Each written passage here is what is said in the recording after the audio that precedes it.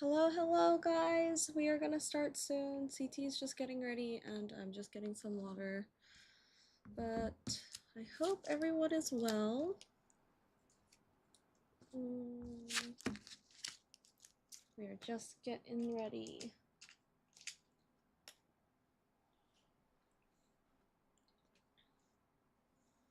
All right. Oh shit.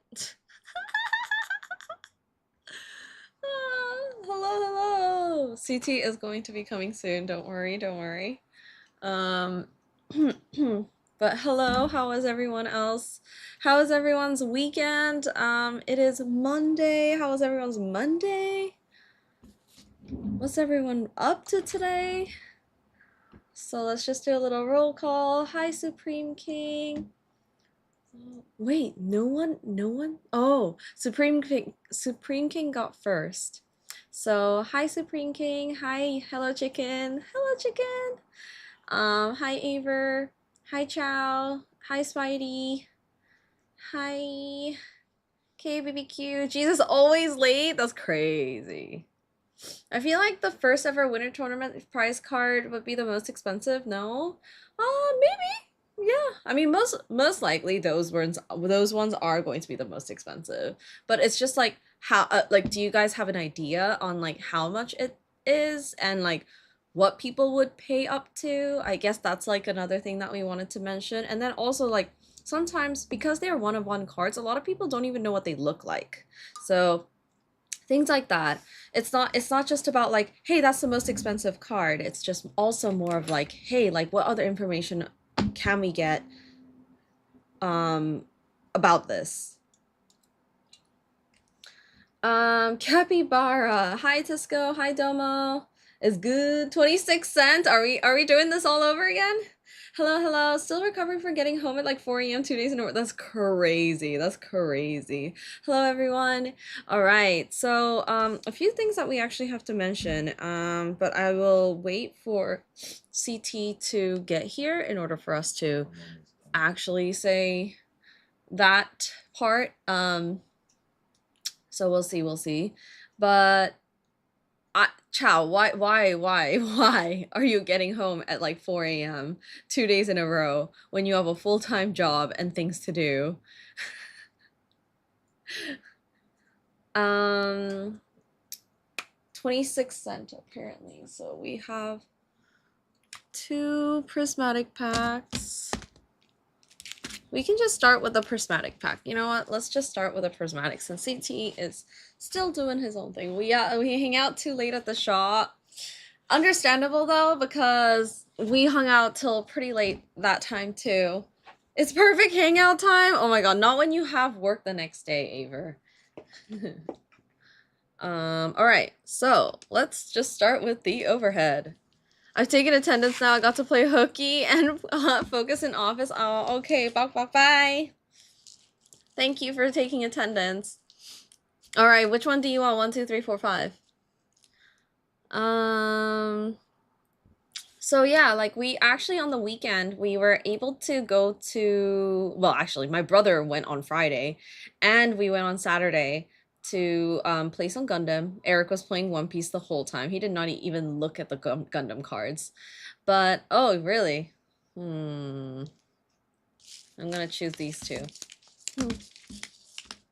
But I played for the first time. Well, yeah, and it was a little nerve-wracking, but I will say the Gundam game was like pretty fun, very easy to understand. Especially because I was playing with the same deck over and over again. So I played, I think, like five different times with my deck. Also, I pulled the LR Plus, and I sold it right away to Tino as well. Okay, good luck. Good luck, KBBQ. Hippopotas, Badoo, Spritzy, Shaman, Professor Turo's Scenario, Slow King, Goldeen, Professor Turo's Scenario again, and a Monkey Dory holo. Alright, let's go with the second one.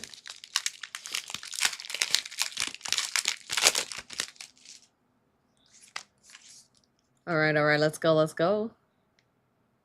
Basic energy. Okay. Riolu, Friends in Paldea, Love Bunny, Dreepy, Screamtail, Janine's Secret Art, Regigigas, ooh, Suicune Pokeball, Flareon, and a Sylveon Hollow. Alright. That is it. I'm sorry, but you did get something at least. Something. Something is better than nothing.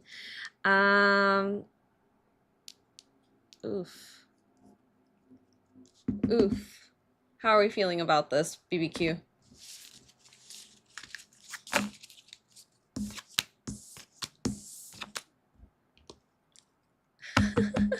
He's like, fuck.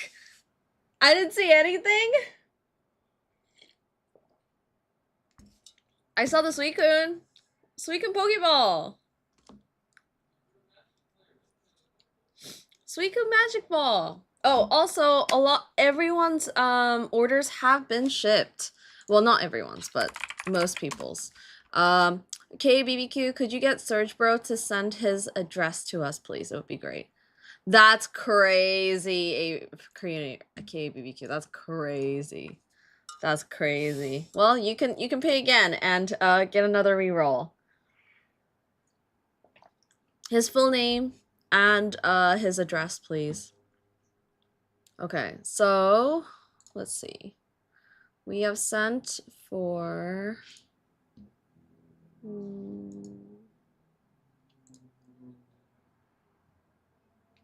okay, we've sent I can't even, like, these are all like real names. I can't even say it right now. But we did send for most people. The only person that we need information of is Surge Bro at the moment. And there are some other people that I haven't really sent out yet, like including CPMs, just because you don't have a lot of stuff. If you'd like your stuff to be sent, let us know and we will send it over. But for the moment, that's just what it is. But yeah, are you guys excited for the AgentDMG special Academy session? CT is still getting it ready. We are doing. He is almost done. He's almost done. He's putting on his professor hat. You got your stuff. Yay! I'm glad, Supreme. Did you like it? Was everything good?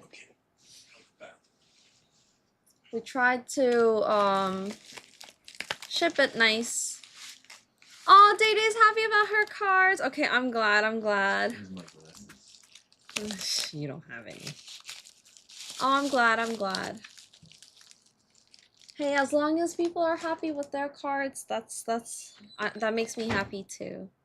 Did mine go out, or we're still waiting on yours, Zed? But we can send you yours if you would like. We're just gonna wait for the other shipment, but that person's being a little douchebag, slow motherfucker, so hence yours has been a little delayed. But we have yours ready. Like, your stuff is ready. Like, it's like literally right behind me.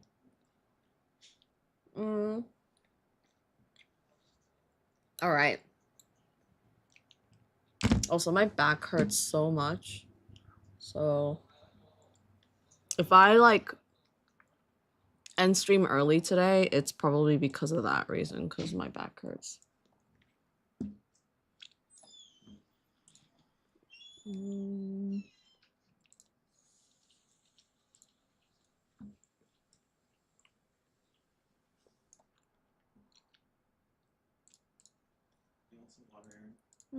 I have. CT did that. No! No. No!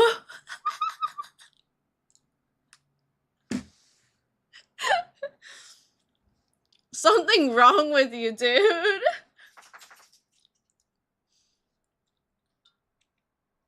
Alright, but, did anyone else go to the Gundam thing? The Gundam, pre-release events?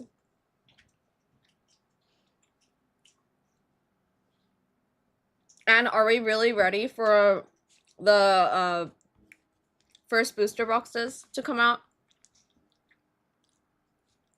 we have news regarding the Gundam booster boxes. Okay. CT is gonna tell you now. What up, Gamba. party people? What up, homies and homettes? Hello, hello, hello. I am sorry I am a little late. I had to finish In Georgia? finish up the contentiones for you guys today because we have some good Academy session stuff for you guys. So, but what up? What up? What did I do? What did I do? What did I do, Aaron?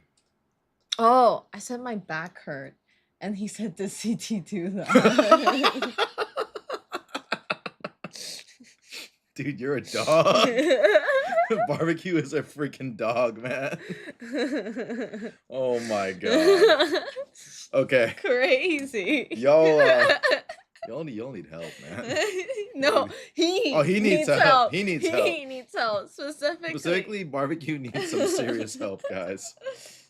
But the good news is that we actually have a lot of insane announcements. I've been working really hard over the weekend to get everything done, so we have everything ready for all the big releases. First up, we have the black and white set. I should be getting a case of both ETBs for White Flare and Black Bolt. I don't know the pricing yet because I still haven't been told by my contacts, but I should have a whole case for both sides. So we'll have a whole case of White Flare and a whole case of Black Bolt. That's 20 ETBs in total. And I will tell you this, in terms of the total amount of ETBs given out to most people when it comes to like big locals for LGSs, they did not get very many cases. This is a heavily allocated set. I honestly don't know why. I feel like it's because they're so concentrated on like trying to print out more prismatic that they haven't really focused too much on black and white. But a lot of people did not get very many cases. I've heard some stores get less than 5 cases. So it's crazy. It's actually what's up, Camzo?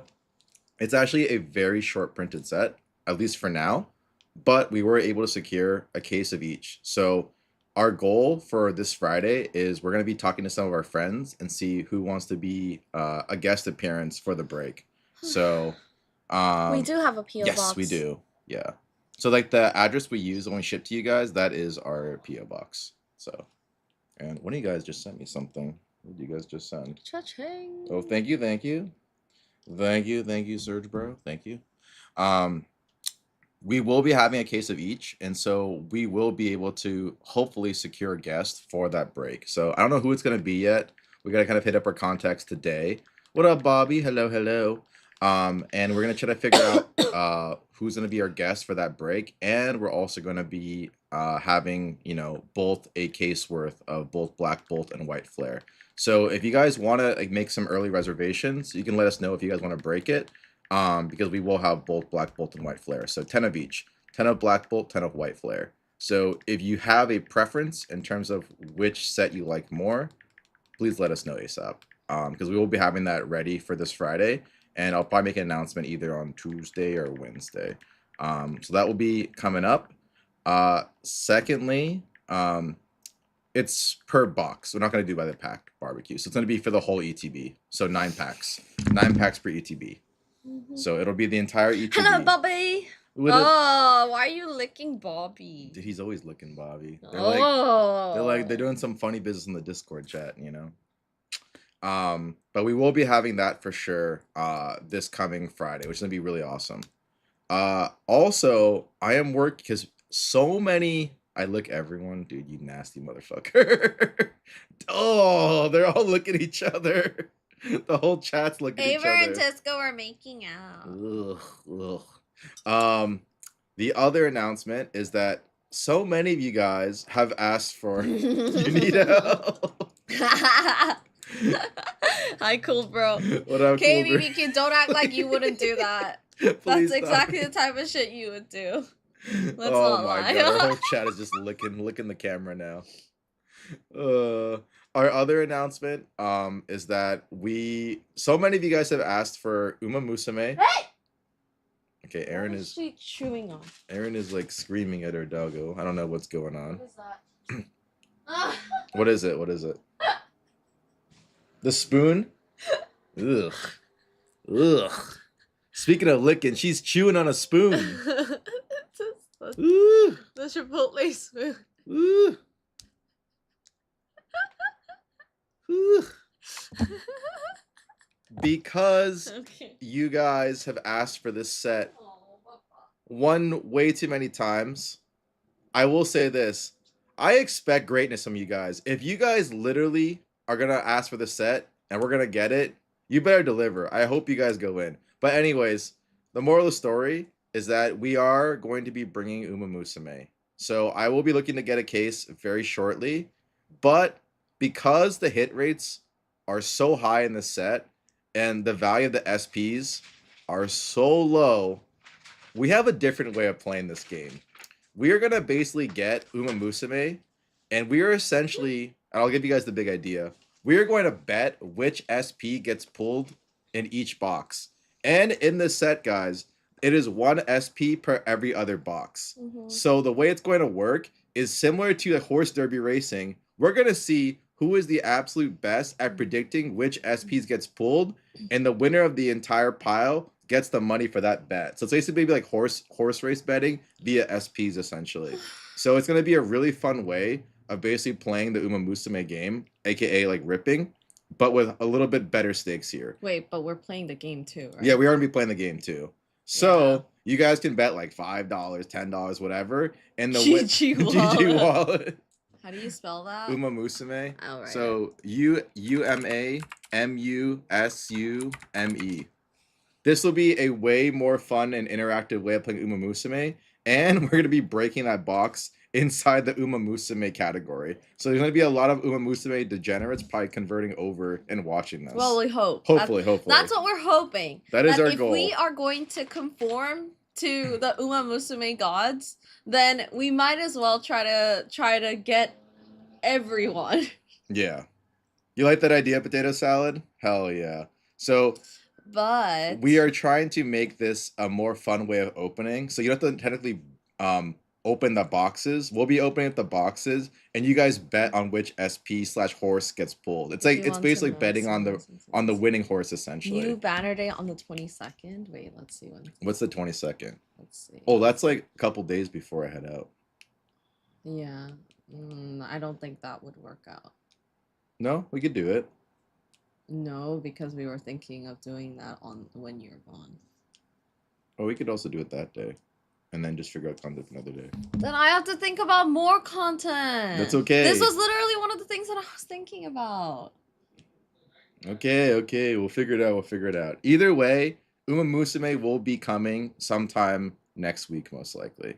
So or next week. Or next week. But we are planning for that, so you guys better get ready for that because that's going to be a fun one. Which also... And that also means you guys better bring all your damn friends to this because we are literally doing Uma Musume. You guys better all be horse race betting on this shit. All right. And that actually also brings us to another topic. So CT is actually going to be gone on leave. Not me. On leave for a bit. So he's gonna be gone from the 24th to the 3rd. And he's gonna try and make it back by the 4th. And the reason being, you want to tell them? Yeah. So there's a couple things. I'm gonna be gone from the 24th to the 3rd because one, that's gonna be the week from the 28th to the 3rd is going to be the Nationals card show. And the Nationals is the biggest card show on the entire planet. And so from a connection standpoint, I always go because it's good to just meet who's there. I don't even know how much business I will be doing, honestly, at the Nationals, but I will be doing a lot of like connecting and networking with a lot of people in the hobby. So I will be gone for 5 days essentially at the Nationals because we are going to be getting a lot of requests for Gundam. I just think a little bit crazy, guys. I am actually flying out to a different state to pick up a case in that state for you guys. That's how crazy I am. I'm literally flying out to a different state that's somewhat close to the Nationals in Chicago to get you guys more product. I'm literally getting you guys a whole entire extra case. That's 12 more booster boxes. And so I will be working my damnest for the next when I leave in that trip for those couple days to get you guys as much product as possible. So in total, not only that, I've also planned ahead with some of my other contacts. And for opening day, which is Gundam Day, is going to be the 25th. We're gonna have 18 boxes for you guys. We'll have 1.5 cases for you guys on Gundam release date, which I believe is going to be more than almost anyone on the open market. No one literally has access to product, and we could have easily used this for ourselves to kind of just sit on, but we'd rather use that for you guys in the community. So we'll be making That's available. crazy. BBQ, that also means that you'll be opening Gundam with me. Yeah. That means that you won't be seeing CT because he's busy getting product and I'll be the one that's opening. Yeah. So, BBQ, you can either be nice to me so that you can get some Gundam, or you can sit this one out and wait until your precious CT comes back. We will also make this interesting too, and this is also even crazier. Let me DM you. CT equals Aaron. I'll do you guys one better. If you guys hit the Ariel LR++, not only Why'd you still say Ariel like that? the Ariel. Ariel. Ariel. Gundam Ariel LR++. I have to see what's gonna be the most valuable one. But assuming that's the most valuable, Wouldn't the wing be the most Gundam? I don't know if the wing's gonna have an LR++. Why wouldn't they? I don't know, because they only had a couple shown. Yeah, but why wouldn't Okay, they have the wing? whatever the most valuable LR++ that's available in this set, if you guys pull that damn card, I'll do you even one better. I'll give you guys a booster box as part of the bounty. So not only do you guys get the opportunity to open up product in a pretty good quantity, but if you pull the highest value LR++, you guys also get a free booster box that I'll provide for you guys. Yeah. So we can't do a case because we just don't have enough. Yeah, we cannot do a case. The case is going to be literally impossible. Also, the math doesn't make sense when you do a case. Mom dish out the ultimatum. How much? We're not sure yet. We're waiting literally until market release because right now it's gone crazy. I will let you guys know right now that the current market for these booster boxes is literally $250. The market is $250. We will be under market for you guys like always, but we don't know if it's going to cool down by the time release day happens or it gets crazier. So if you guys want us to hold boxes for you guys and rip on stream, let us know now so at least we can hold you a position. And we're gonna basically also manage how much people get to rip. So if everyone wants to open up a box, we have to cut people's orders a little bit. So let's say you want to open 3, but people have enough to already cover for 1. It'll just be 1 per person, and we'll measure that out very equally as well. So you'll be out of town. Thank God we're online. Oh You want a box for sure? Okay. So we will do our absolute best to give you guys the best pricing on release date. But we always, like you guys know, we always operate on release date. We don't do off of whatever the week or 2 weeks before because you never know. So how many packs in a box? There are 24, I believe. I think it's 24 packs in a box, James. So yeah, so we'll have that, and we will have 18 boxes that day. Keep in mind though, yeah, I got your DM, Spidey. Just remind me again so I have it all together. Yeah. We will. Oh, sorry, I will be gone. CPM, you want one too? Yeah, he said yes.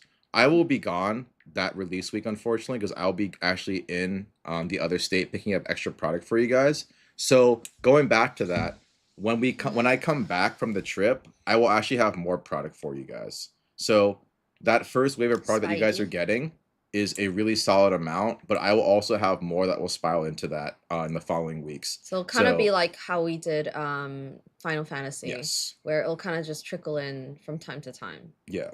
So I'll be getting product on both Hi, ends. Optic. Thanks for twerking on us. Yo, what up, Optic? I will get you guys product not only for release day, but also for afterwards. So you guys are covered literally for a couple, at least 2 weeks. I say that now, but we come back and just sells out in 1 day, but we'll see. So, yeah, so we'll have that. And yeah, James, are you interested in getting one? So that I'm just putting people's names down right now.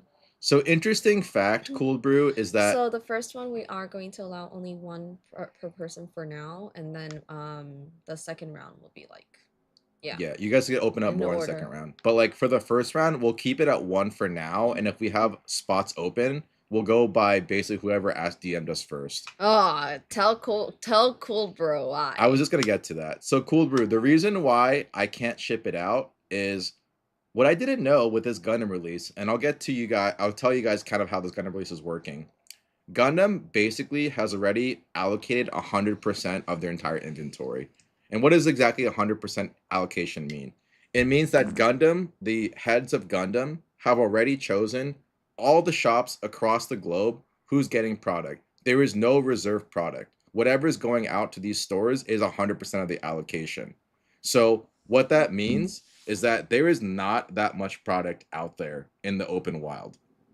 And the shops that do have them, I was told that the vast majority of these shops must use this product for their pre-release events for the booster pack building, um, as well as for future tournament pricing.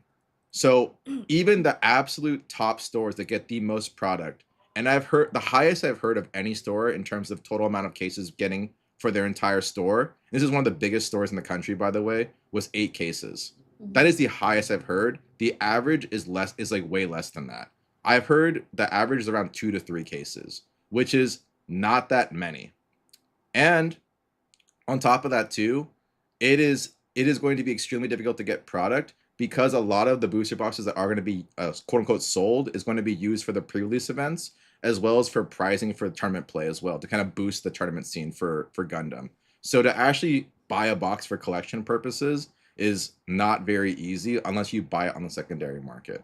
So that is why I'm telling you guys right now, I am working my absolute darnest to get us the most amount of product as possible so we have enough for you guys to all enjoy at least a little bit for everyone. Because I do know that a lot of people are going to try to get this on their own, will not get product unless they're paying stupid high prices, like way above market. So that's what I'm doing to kind of help you guys with this situation. Oh, I did not think it was going to be uh yeah, no. It is going to be an extremely tough set to kind of like keep on the shelf. And I would say this is that regardless of whether Gundam like reprints GDO1 at some point, it likely will not matter, at least on the pricing side, because by the time they reprint GDO1, they need to print at least a couple more sets firsthand. So it's going to be like GDO2, GDO3, GDO4, and then they'll probably come back to GDO1 afterwards, which means a lot of these boxes are going to get a little bit out of control pretty quickly. So if you want to open it, I suggest you probably open it sooner than later because I feel like it's going to climb pretty quickly, just based on what I'm seeing on the open market. I don't know if I'm right. I could be very wrong, so don't take my word as like, God's gift to Earth or whatever. But from what I'm seeing, it's creeping up more and more like each week. So, and it's getting bought out quicker too now, which is really surprising. what's the difference between that and the starter decks? Starter decks and that are completely different. Starter decks are like already like pre-built for you to play, and then you get like one promo pack, which has like LR plus, a C plus, or whatever. There's only 16 cards in that promo pack. However, for the boosters, it's basically like any booster boxes that you would open. You don't know what you're gonna get, and yeah, like you basically have to build your deck with those. Yeah. So, this easily could be similar to One Piece. It could also be more like the UA, where it comes down in price. But right now, what the momentum's suggesting is that it looks more like One Piece, which means those first GDO1 boxes are probably going to go up in price over time. Mhm. So that's Even personally, Lorcana. yeah, even Lorcana, like even like first chapter Lorcana is going like this too. So like it's it's pretty nuts just to see kind of like where the data is heading. Um Luckily because we've set up a lot of like early early partnerships with the right people, we will have enough product for the stream at least for the opening day. So Mhm. I'm excited for that. But just know that we're gonna also have another awesome guest that will replace me for that opening because I will not be there on opening day, unfortunately. So if you guys want to see my face, I'm sorry. I'm gonna be out in the wilderness looking for product for you guys. There's gonna be me all day just driving around like this looking for product. So by the time I get back, you guys will have a lot more. You guys can enjoy it on multiple different He's days of playing streaming. Scalper Olympics by himself. Basically, I'm playing the Scalper Olympics. I'm just like driving around like, which fucking store has product? You know? So it'll be a crazy time. So Gundam is the most expensive Weiss. What? Gundam is not Weiss. Gundam is under Bandai. It's a completely different IP, man. It's an actual Gundam TCG. Yeah, it's an actual Gundam TCG. So yeah, we're talking about Gundam. We are talking about Gundam. Yes. So Gundam will be, like I said, a very heavily contested product. Don't expect a large Is Gundam supply. TCG gonna be bigger than FFMTG? No. No, I don't think so. I think nothing in terms of like recent stuff, Henry, is gonna even be close to Final Fantasy MTG. I think that's kind of like a once in a blue moon set that just like knocks like everything out of the park. You're not gonna have very many sets like that. I will say that Gundam will be very popular. Yes, one per person is correct. Yes, but not to the extent that Final Fantasy was. So that's just my personal. I could be wrong. It could be like release day and all you guys are just asking to open up 1 billion boxes and I go find more stuff. Yeah. But I will have to say, guys, because of how limited this is, we can't provide any sealed product for this one. Yeah. We would like to use this all for content, so we are going to open them all up. So unfortunately, if you guys were expecting to get some sealed from us, we worked way too hard to not open it on stage. The only sealed you guys would get is if you guys hit the highest valued LR++, and then you guys get a sealed box as like kind of like a trophy. And I will say this, if you guys hit the LR++ and you guys get a free box, do not open that damn box. That box should be treasured and you throw it into like your safety deposit box and keep it there sealed. Would you buy the LR++ from them? Depends on what it looks like. I would be honestly, I will say this. If you guys pull the Aerial LR++, I'd be very tempted to buy it. I don't know what the price point will be, but I would be very tempted to buy that card. And I'll buy it close to market too. I'm not even capping. Hi, Yo, what up, Ducky? Yeah. I will actually buy it close to market. Now. I won't be like, I'm buying it like 60%, 70%. No. I'll honestly probably... We're not that disrespectful. Yeah, I'd honestly probably buy it like 90%. And I'm not even capping. Like, very, very... Like, basically, whatever you take, like, 13% off TCG player, that's basically what I'd be buying at, essentially. Mm-hmm. Just do it like I did. Left it in the closet for 1 year, then flip it at 1.5K after 1 year at national event. I mean, that's one way to do it, Spidey. Like, you get the booster box on release, keep it there for a year, and then the next nationals, you sell it, you know? It's a good strategy. Aver's gonna pull it at the Buddies Booster Box tournament. Well, then I'll buy it off of Aver. Yes.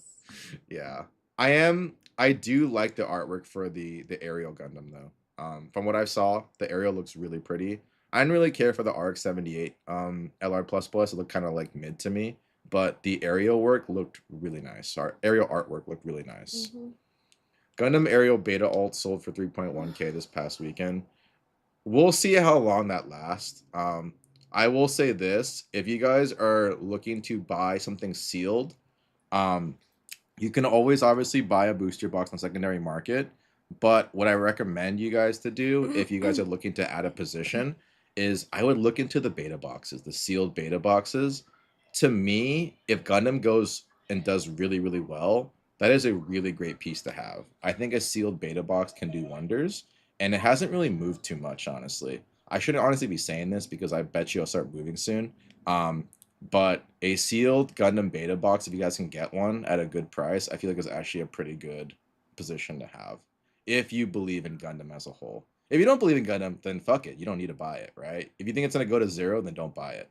But if you believe that Gundam is here to stay, then I think it's a pretty good purchase, in my opinion. Not financial advice, but I just think it looks very good. Considering that it doesn't feel like it's that overinflated yet.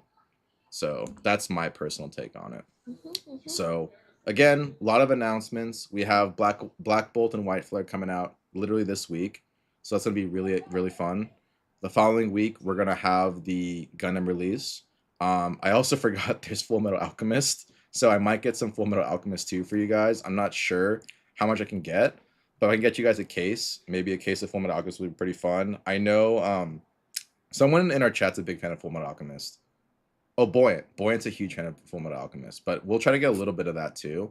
And then also we'll have Uma Musume. So I'll be trying to lock in a case of Uma Musume. And like I said, we'll have a fun way of kind of like sports betting on Uma Musume. I'm waiting So for them to add G Gundam, but dang, not until next year. I wonder if the Japanese booster boxes are worth getting. I think beta boxes. Japanese beta boxes are probably gonna be worth they it. seem really cheap. They seem way too cheap for what it Yeah. is because it is pretty limited too. But that's at your own discretion, I Yeah. guess. Japanese beta boxes seem very cheap considering that the Gundam Wing LR Plus is pretty expensive. Yeah. And So then so you're ripping all the product right. How do you think the higher singles will shape up and how many big hits there are? So I think that initially there's going to be a lot of hype with some of the singles. I think that a lot of the mid-range singles are going to crash pretty heavily because there's going to be a lot opened up. I think a lot of people are going to be opening the setup.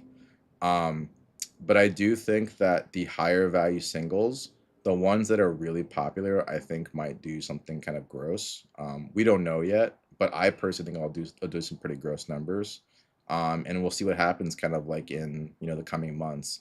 If GDO2 is a banger and everyone enjoys that set, you can kind of imagine that some of the singles might do pretty well too. But if GDO2 sucks, then some of those higher value early cards might actually dip in value and Yeah. like pretty quickly too. So we'll see. It could go both ways. You never really know.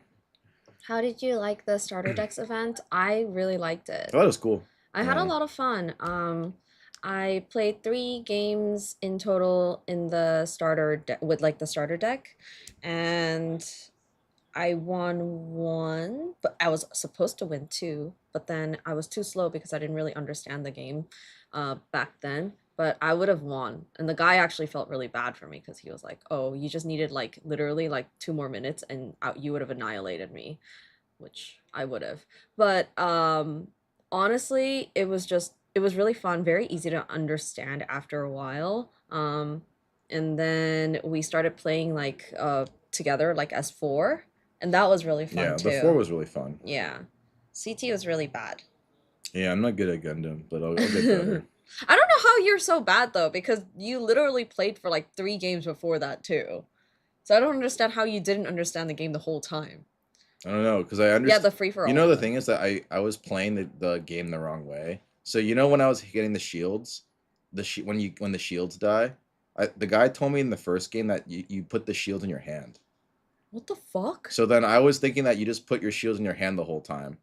So No, it depends. no, It's no, no, if no, you have no. a burst. He didn't say that if it was a burst. He said you just put it in your hand.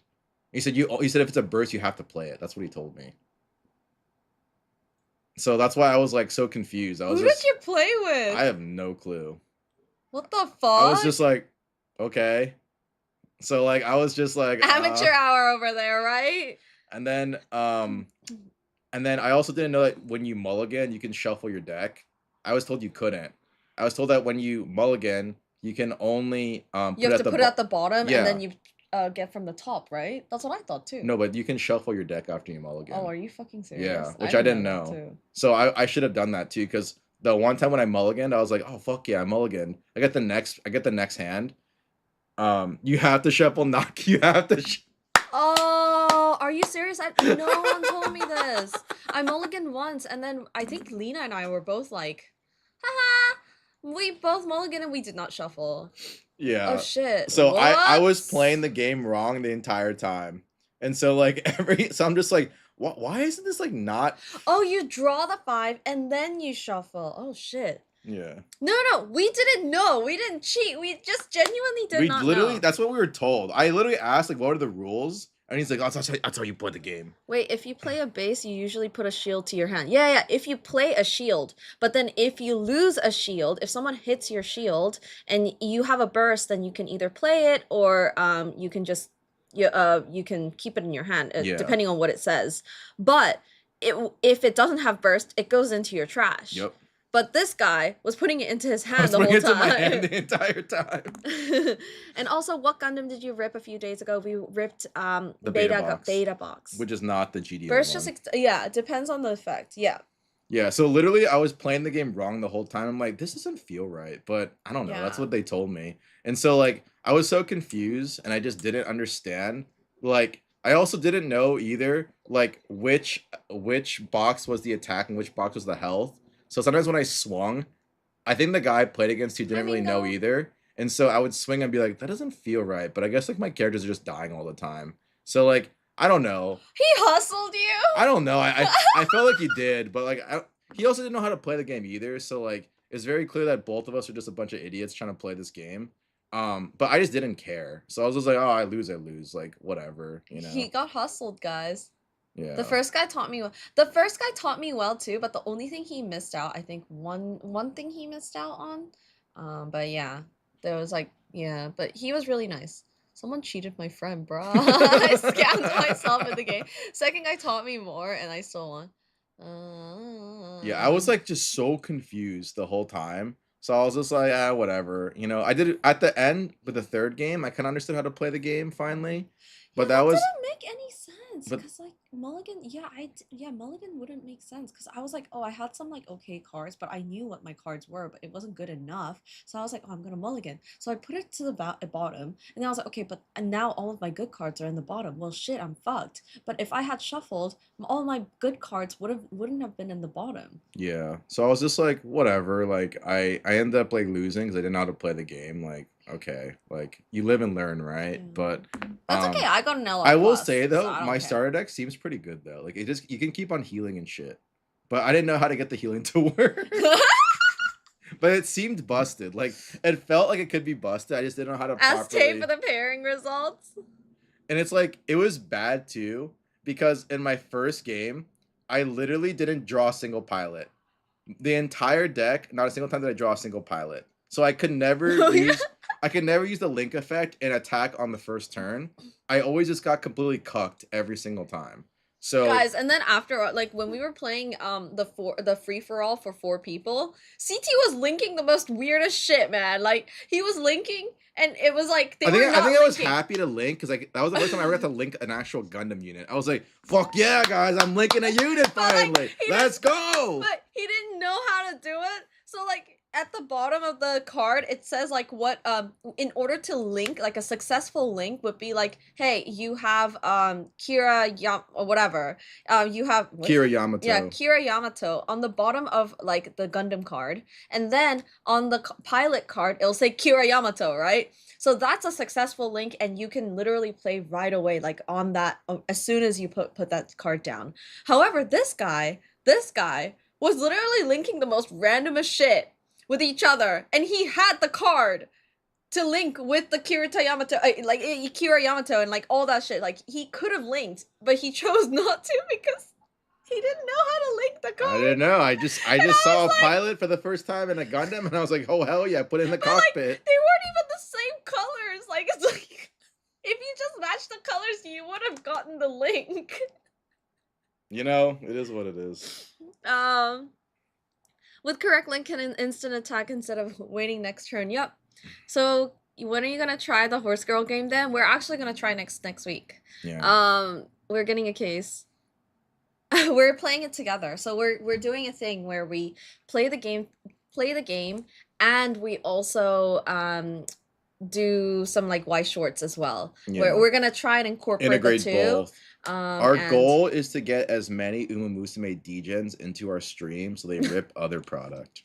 That is the goal. It's to use Uma Musume as a vehicle to get other people to join the stream long term. We're playing with the trends, guys. We're playing with the trends. So yes, gateway drug. Yes. Exactly. That was the theme. That was the theme. So what I'm saying is that you guys better get everyone that you know into that stream. Yeah. This is gonna be the best. Like, don't be like, oh, I know this stream. No, don't say that. Be like, oh, what's the stream? Oh, they're playing Uma Musume. Whoa, what are those cards? Wow, I can get those too. Well, that's so cool. And the best part is that there's an SP every other box, which is which makes it better. Are we guys gonna make a post? So they're gonna be hooked, and then later they're gonna go open another Weiss box and go like, it doesn't hit the same. This sucks. Yeah, we're gonna make a post too, Chow, so you guys can repost that everywhere. Yeah. I better see some awesome people come into that chat and then start like betting on the horse racing on the Uma Musume Yeah. case So because I think it doesn't make sense to buy boxes. I think it makes more sense to bet on what gets pulled out of the box because the hit rates are so freaking high. You have out of a whole case is 18 booster boxes. You get 9 SPs in a whole case. So your odds of like betting on the right horse are actually not that low. You could easily definitely win the jackpot. So it's almost like literally when you go into like Kentucky Derby and you're betting on the horses like each race, it's just like that, but in the form of cardboard. So it should be a very fun way for you guys to kind of have fun with this. And one of you guys might win huge because if some of you guys go crazy on a box, right? Let's say like you know that the box has a hit guarantee because like the last 6 boxes. Hey! Thank you so much for the 5 months. Thank you so much for 5 Woo! months. Thank you, Lena, for the 5 months. But Lena, we were just talking about Gundam, and we are gonna get Gundam. Not allocation. We're not allocated. Yeah. But we're gonna get Gundam boxes. So we're gonna do first box for per person first, and then the normal way. Yeah. And I did. So I'm gonna put your name in, yes. Lena. Okay? We did say earlier, Lena, that for opening release week, aka Friday, that Friday when it comes out, we will have 1.5 cases. LC's name in too. So we have 18 boxes for you guys on opening release week. So okay, you guys will definitely have fun with that. We will probably be one of the only streams with Gundam. So bring your friends, show them like what's Gundam all about, because there probably won't be that much product honestly going on okay. in the stream. So so far I have Supreme King for Gundam boxes. We have Supreme King, I said Chow, CPM, Spidey, Domo, Lena, LC. There's other people too. Yeah, there's definitely Didn't other Tisco people. want one too? I don't know. No, he said it earlier. Did he? Yeah, like he messaged earlier. You said you wanted one, right, Tisco? So if I have not said your name, then please. We don't know yet, Scythe, because like we're waiting for basically on release. Base is like at least 200 though. Yeah, it's gonna be at least 200 a box, like at least, because like right now the market's 250. We'll see like how much we can actually take off of the market price and basically price it as such, but it's at least no. It's mango. It's at the least thing 200. is we can't price them like right now. It's gonna be a little bit lower than market price, right before we sell. It's not gonna be like dependent on right now. So next week it could be like $200, like $30. Currently it's $250. So we'll just adjust it to market price. Yeah, on release, because you never know. It could come down because but it could also go up. It could also go up. So we don't know. But I like to always wait to release day because I don't want to juice someone if it comes way down. You'll take one side? I want to be as fair to what the market is when we open up the product. So, okay, Tisco, nice. Do you know where I can see the Death Scythe art? Yeah, so we can show that. Also, so Peacemakers wants one. Death Scythe? The Gundam. Is it?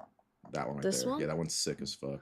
Oh, this is the one that everyone's obsessed with. So this one right here is super sick. This one. Yeah. That Death Sight, like look at that texture on that card. That looks spicy as fuck. It's like a black with like he already sent for a DM for a booster. Scythe did as well. Yeah, I already put Scythe. Is there anyone else? I don't know if Supreme King said that he said he will or not. I'm pretty sure he's in there. Oh yeah, he's already. Yeah, in he's there. already oh, in there. Yeah. I put him twice for some reason. Zekrom, step aside. I will. Yeah. You do. Yeah. You do. Your name is literally first. I didn't see it because we. He's like, what are you talking about? I said that earlier. Blurry image? How is this a blurry image? You can expand it. Woo! Look at that. Look at that bad boy. Whoo! Yeah, you like that? You like that? You like that texture? You're gonna do loose packs in a box? Oh my god. Oh my goodness.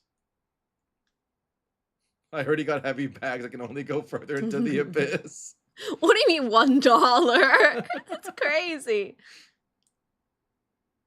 Yeah, this is gonna be a really sick set to open.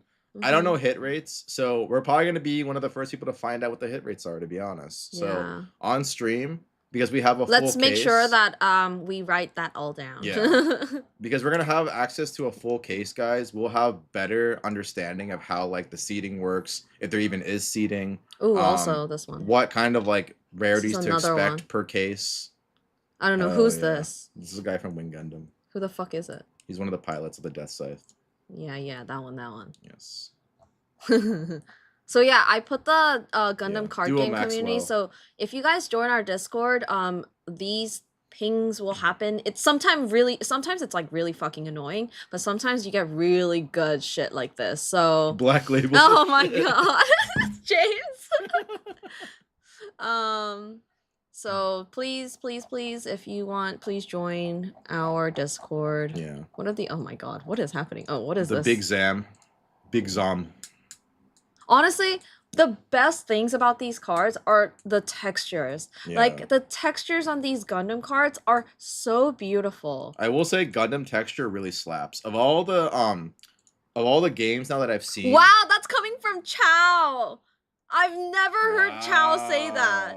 I've never heard Chow say that. That's crazy. Yeah. Like I will say, texture-wise, Bandai has done an insane job with the Gundam. I think honestly the textures for Gundam is even better than One Piece, personally. I like One Piece. Like, but like I guarantee you this LR++ area when it comes out is gonna be a sexy motherfucking card. If you guys pull this damn card in English, I will buy it from you. Guys, I will buy it. Says the magic player. Like the RX-78 is whatever. That's cool. But the aerial looks fucking fantastic. What is this? The aerial? Yeah, that's the aerial. The aerial looks insane. That card is so pretty. Even these cards I are love sick this too. card. That's also aerial. Someone get me this card. That's the LR plus. It aerial. looks pink. Yeah. Ah, Soletta. Honestly, all the aerial cards look fantastic. The Beta Altart aerial also incredible. So it just seems like the aerial Gundam in this set just looks insane, and every single and some dudes. Yes, and then some dudes. Wow. The XC is gonna be sick when it comes out. But yeah.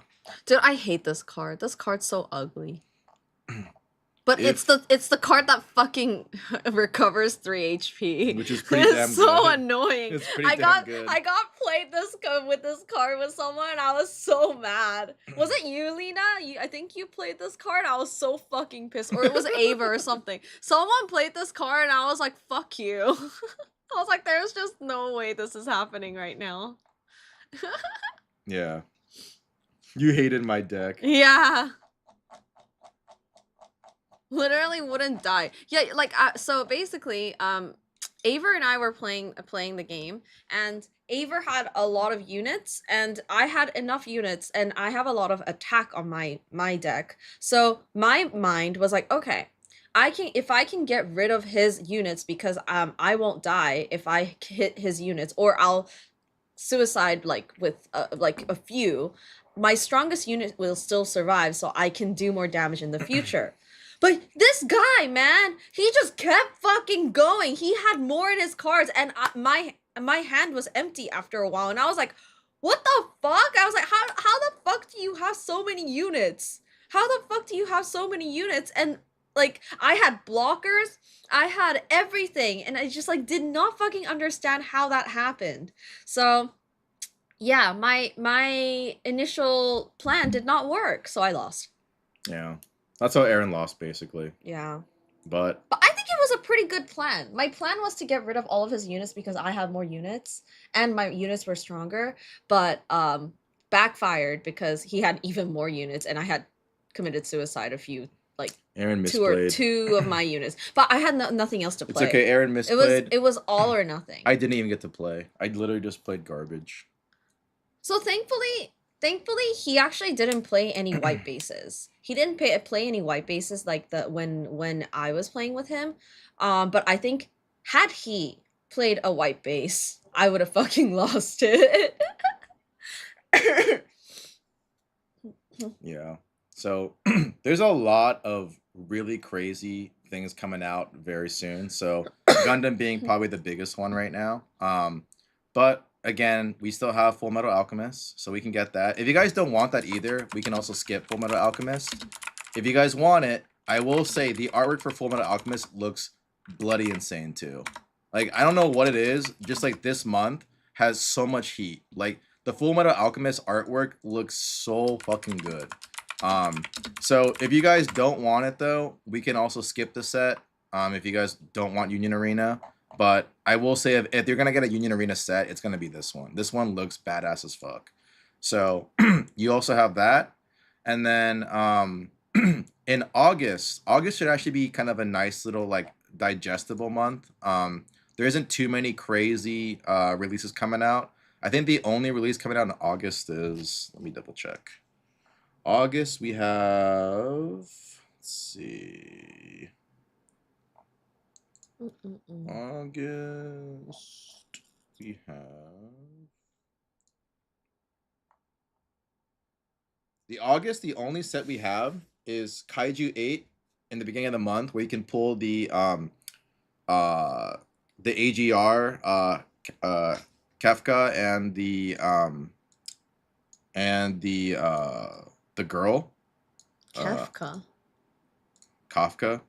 I think it's Kefka. I forgot how to pronounce Isn't Kefka the one? No, from Kefka is Final Fantasy, Fantasy, but there's also Kafka, the guy who plays yeah, Shinomiya. Shinomiya is the other character, the girl. Oh. Yeah.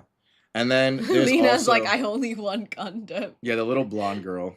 And then she's like, nah. and then at the end of the month, for the One Piece fans, we have OP12, which will also be a banger set. The SPs and OP12 look fucking fantastic, guys. Yeah. So I would say though, in general, the month of August is a much cooler month. There is not much going on. It's really, for most people, One Piece at the end of the month. So what he's saying is spend right now. Yeah.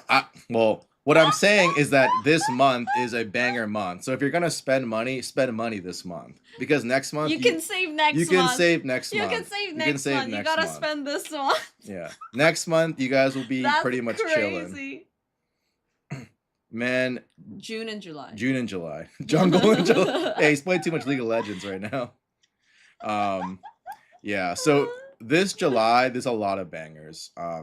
But like I said, August is a cool down month. It'll also be a busy month for us in terms of the convention side. So we're gonna be gone a lot of times in August for conventions. So you guys can definitely save a lot in August. But time to make a July, trip to Otaku Vault to sell slabs. Let's go. July is like this. It's like this. You guys gonna go in, get some Gundam LR pluses, you know?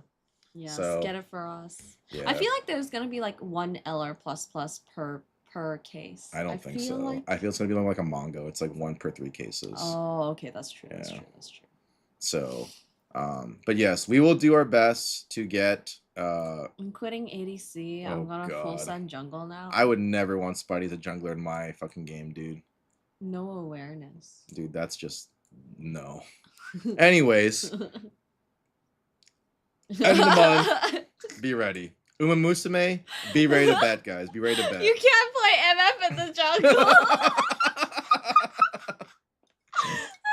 You don't want it in your game. Bandai screwed us once on manga art One Piece cards. They will do the same with Gundam. Calling it now. Oh my god. You know, Excel, you're probably right. But in the meantime, it's a damn good time. At least feeding NPC jungle crease isn't a thing. Savo, you don't want him in your damn game, Kiri. Oh, Lena, you're not gonna put your LR plus. Oh, actually, you do want him in your game, just not on your team. You want him on the enemy team, not on your team, but the enemy team. That's when you want Spidey, guys. Yumi jungle. Oh no. No, the red buff killed him twice. No. Oh. Why do you make things worse for yourself? What's the best method to sell my cards? eBay or LGS's? I need to fund the new stuff. You know, that's a responsible buyer. That is a responsible buyer. If you want quick money, Scythe, the fastest way is your LGS, and then just selling them at a percentage. If you want max value for your cards, the best way is eBay, but it will take longer. So it's up to you. Wait. Depends. What are you selling? Are you selling slabs? What TCGs? Like, what we talking about? Aaron just wants to know. I'm just here for the tea. Guys, yesterday there was like a bunch of fire trucks like outside of our apartment, and like CT, Eric and I were like literally like with our like drink, and we're like, "Oh." And then the neighbors were there and we're like, "Hey, do you know what's going on?" They're like, "No." And I'm like, "Oh, I'm just here for the tea." And they're like, "Me too." Pokemon stuff, no slabs. Side, if you need help, you can send us what you have, and we take a look at it for you too. If we find anything interesting, we could also pick it up for you as well. Up to you. I have an 800 card in one of my decks. Joe, you're disgusting. That's absolutely filthy. That is Not filthy. advice, not financial advice right there, guys. That is filthy. Um, but yeah. So today though, we wanted to make sure that we basically cater to basically keeping in the theme of Market Monday. And we've learned that with Market Monday, as great as it is to sell people stuff all the time, it was a little bit overkill, I think, after doing it too often, too quickly. So we might reserve that for more of like a once a month thing, where he will kind of like get to see like the marketplace. But Um, you guys can still sell yeah, you guys stuff can on still marketplace.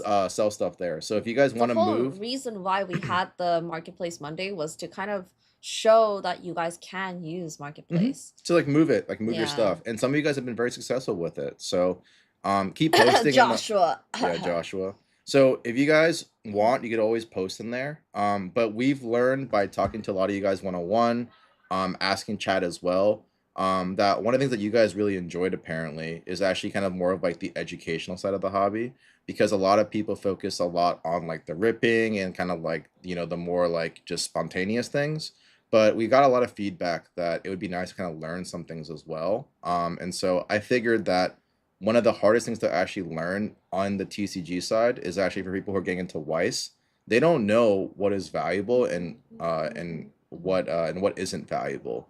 And so what we did today was that I basically completed, or for the most part completed. There's probably a little bit of cards that I probably missed here and there, but I basically put together the most valuable cards in all of Weiss, and I ranked them in order from like most valuable to least valuable in terms of like the actual dollar value of the cards. And a lot of these cards, there's actually not very many comps on them. And so a lot of this information is coming from private data that I've personally had. Either I've sold the card myself, or I've had friends in the space that have also sold those cards. So these are like real sales data that aren't like, fake numbers. It's actual data that has come from people who have sold these cards in the past. It's not like going on to Facebook and asking a random person, like, what do you think about this card?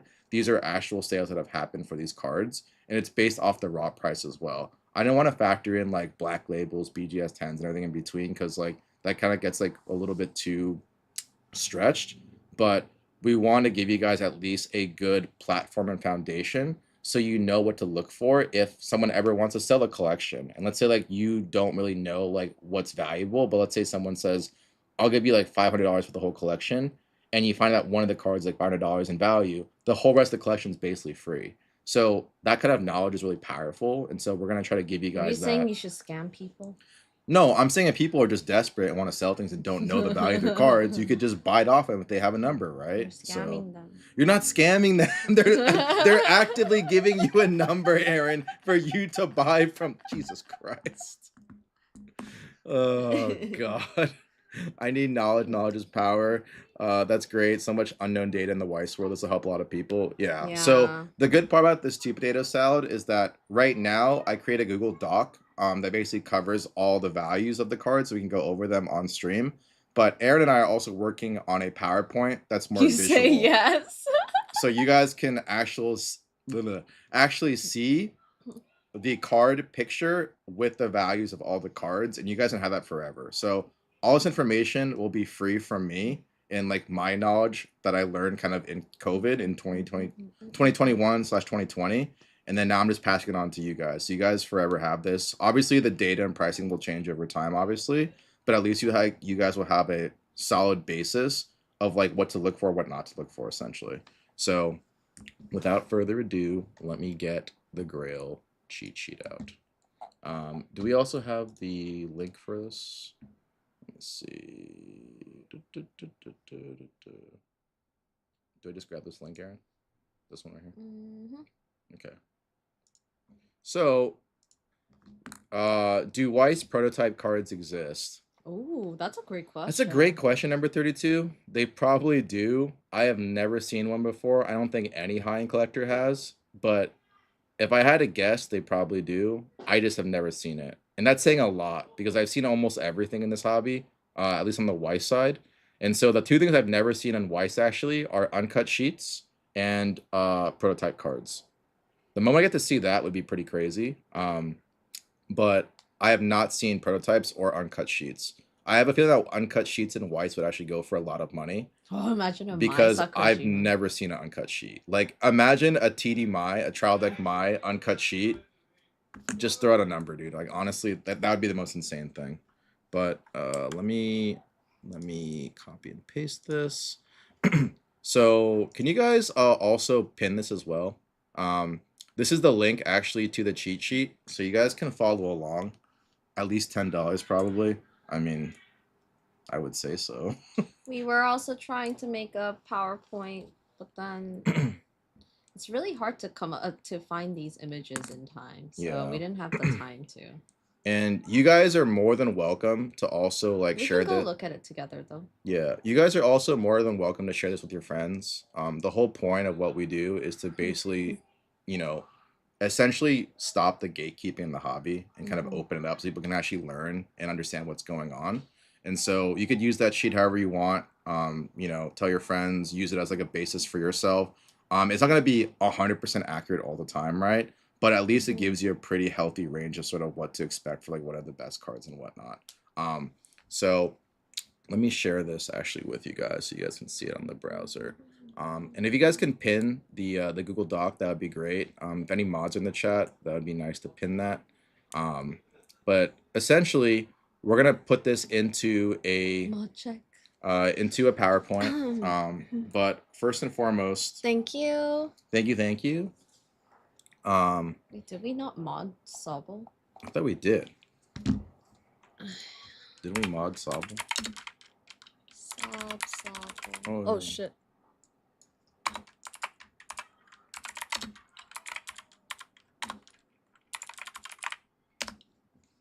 All right, there you go. Sobble's now a mod. Our new mod. Our new mod, Sobble. There we go. Here we go. Keep the gatekeeping, but to us only. Dude, even with that CPM, I'd rather people actually get to learn and actually like apply that to whatever they want to apply it to. So this will be essentially our very first academy session, we call them. So welcome to the academy, guys. Today we're gonna be putting on your learning caps.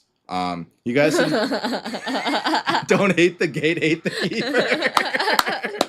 That's crazy. Resisting the urge to ban Spidey. Oh my god, here we go. The fuck did I do? Ruin his games. You made him hate League of Legends forever. So we'll kind of go over some of the things like little by little. We actually went over this before. The first two tiers, which is the Holy Grail tier and the Grail tier. What I did is actually fill out the major chases, the chases, and the big category. And so the big category has a shitload of cards actually. And the value of having this sheet is that for everyone in a different kind of like, I guess like collecting goals and whatnot, you can sort of cater a collection to like what you strive for, right? Like, are you looking to become like this like super crazy grail collector where you want holy grails? Do you want to become more of like the, you know, the mid-range collector? Do you want like the high end but not super over the top, right? And so I've sort of broken down every single card and the pricing for them, so you have a general idea of like what to expect to pay on a card. It could be given another $100 higher, $100 lower, right? But I try to give you guys at least a nice, you know, foundation point so you know kind of what to expect. You made one post for each card instead of putting both in the same post. Gold Sig English Albeda. Yeah, we do have that. Oh, Boundless Love. Good point. I actually forgot to put Boundless Love in there. So Boundless Love would be like in the $800 category for the gold sig. I'm actually add that right now. I think I missed that. I did miss it. Thank you for the catch, actually. Very nice. Very nice. Very nice. I'll just put it underneath the albedo. Oh wait, I can't. Can I edit this on here? You should be able to. I'm not gonna click on it though. You didn't give me edit access. Oh. Do I got to? Yeah, you gotta go and give me edit access.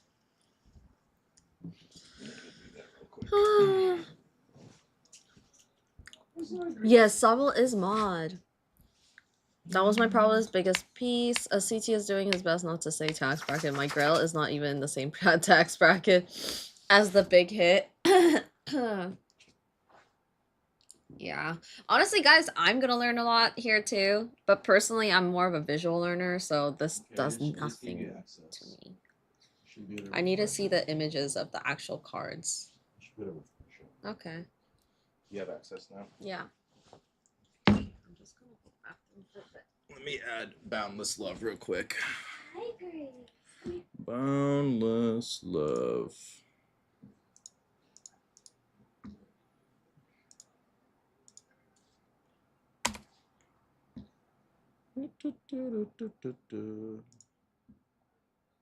Okay, here we go. I'm gonna go into Boundless Love. Albedo. And I believe this is like in the $800 tier right now. Oh, hi, Grace. Hello, hello. Hello, say hi, Grace. Hello, say hi. Say hi. Just That was probably my biggest piece. BGS10 Gold Sig English Albedo. That's a really nice card though, honestly. I remember when that card used to move like every week, and it would just get higher and higher every single time. What are you thinking about Endless Devotion? Oh, This is Boundless Love. This is the other one. This is the booster one. Endless Devotion is the trial deck one. Yeah. Ah, I see. Hello, Grace. Say hello, Baba. My Grail's not even in the same bracket as the big. Grace, smile, smile. Yeah. Hello. Okay. Okay. You can go. You can go. He's like, what the hell? What the helly? What the hell? What the helly? She stinks.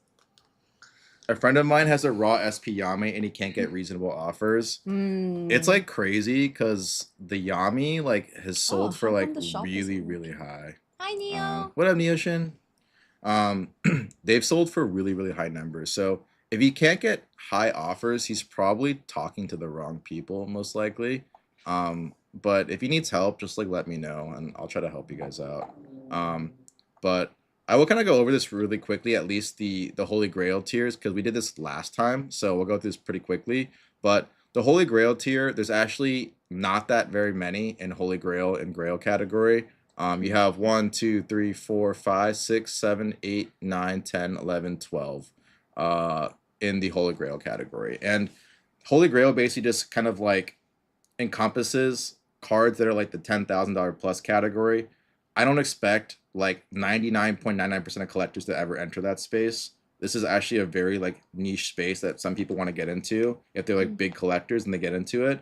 But generally speaking, if you even have one of these cards, you're already in probably like the top like 0.001 percentile of Weiss collectors. Like to even have like any BCS championship card or like a Birdcage Diva Yukina or any of the CEO Asana's Mai's trial deck Ephemeral Resistance Mai Sakurajima, you're already in an elite company. And so you kind of already know like what you're doing if you have one of those cards. Like you're not going to just have that card and not know what you have. Maybe in the past you might have had a trial deck Ephemeral Mai and not know what you had. But nowadays in this current time frame, everyone knows what that card is. Everyone wants it. And so it's pretty obvious. Moving on to the Grail category. This category is probably a little bit less known, but there are a lot of big cards in here. So the cards in this category are like Serial Shinon, Serial Alice. You have the BCS Joker Worlds Qualifiers. So that's the 2017 World Championship. You have the 2019 with Goblin Slayer. And you also have the Bushy World Championship in 2015 Before it became BCS, it used to be called Bushiroad World Championship Series. That was the Shioka Worlds Oh, qualifier. that's what it was? Yeah, that's what it was called before. I think it turned around in 2017 is when the adjustment happened. So those would be like the cards like in that category. And then this is where it gets a little bit more fun. I would say in these categories, because this is where a lot of you guys kind of enter the space, or at least some of you guys enter that space. It's kind of in the major chases category. So I'll actually pull up the TCG player real quick. Just give me 1 second while I pull it up so you guys can kind of follow along. And we'll go over these one by one.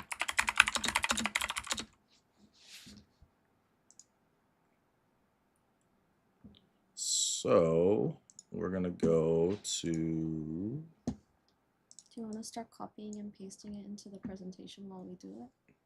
It's okay. We can. I think we should, because it would make it a lot easier then. It's more visual later. You want to do that? Yeah. Okay. You can do. You want to sit over here then? Yeah, I can. Okay. So go back to the browser.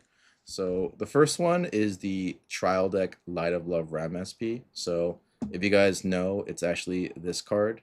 This is in my opinion, it's one of the prettiest cards in Weiss. I'm actually a huge fan of this card. I used to have a Trial Deck Light of Love Rem, but unfortunately I sold it a while back.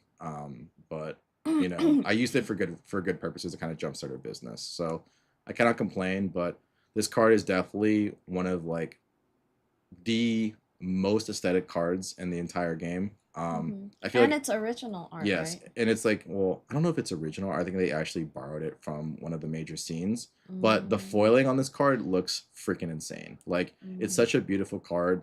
I think any collector that loves Rem needs to add this to the collection. And I do think that You're not a Rem collector if you don't have this. exactly. And I do He's think shaming you. I do think that this card also has a pretty bright future too. You know, right now Weiss is definitely a little bit on like the lower end of the spectrum. Like people aren't really looking at Weiss too much. But like I said in the past, this happened in the last cycle as well during COVID, the COVID hype cycle, when Pokemon just got way too oversaturated, aka just blew up too quickly. A lot of that money started to spill into other TCGs like Yu-Gi-Oh, like Weiss. Now it's gonna be One Piece because you have One Piece now. Obviously you have Gundam as well now. But a lot of that spillage will eventually happen.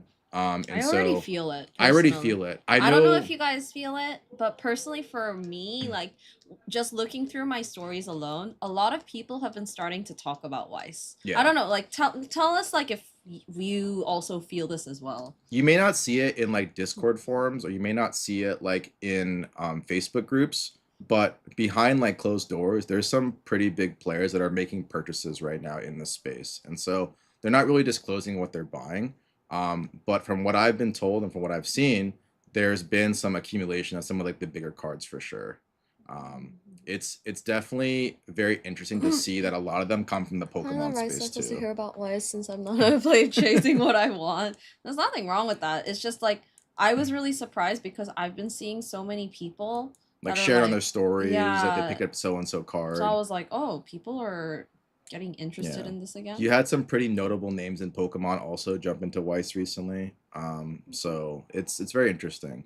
But I go to Potato Salad's point. How much does grade matter when it comes down to championship cards? Serial cards, I'm guessing the multiplier is lower than normal cards. So for sure it is, and the reason why is that a lot of the value in championship cards are baked into the inherent scarcity of it. Championship cards by nature are usually like less than like pop 20 in circulation, pop 18. And when I'm talking about the population, I'm not talking about the grading population. I'm talking about just the entire supply of those cards. And so a lot of the value derives from the inherent scarcity of it, not necessarily by the grading aspect of it.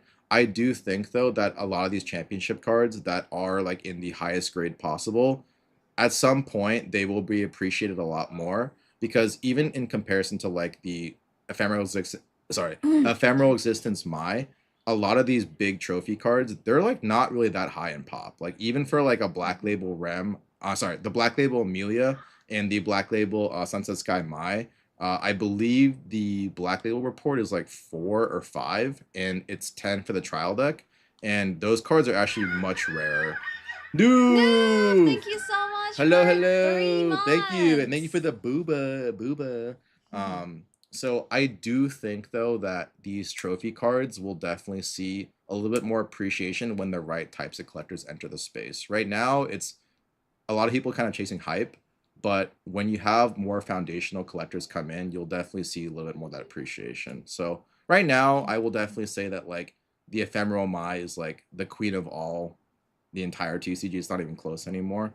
But I do think that comparatively, the trophies should be a lot more valued, in my personal opinion. I do have a partial stake in it because I do have the Black Label Sunset Sky Mai, but I don't have any other trophies. If you guys like want to know, so that's the only like trophy that I have on me. So I do have a personal I stake really in want it. the Sakura one for like the Yeah, longest. Erin wants the card captor Sakura. That's her favorite one because that's actually custom art for the World Championships. Well, I also like Sakura. Yeah, and it's the only card for the championship series where they did a custom artwork for. So it's pretty cool. But that is the REM. So if you're a REM collector, definitely want this. What else do we have here? We have the famous Yoko SSP. Oh, did you talk about how much it goes for? What? The REM? Yeah, I said in the thing it's 4,000. So the card capture Sakura looks great. Yes, it looks fantastic. If you guys want to know what it looks like, I can actually show you. Card capture Sakura. I think it'll pop up. Yo, Potato Salad, thank you so much for the 3 months.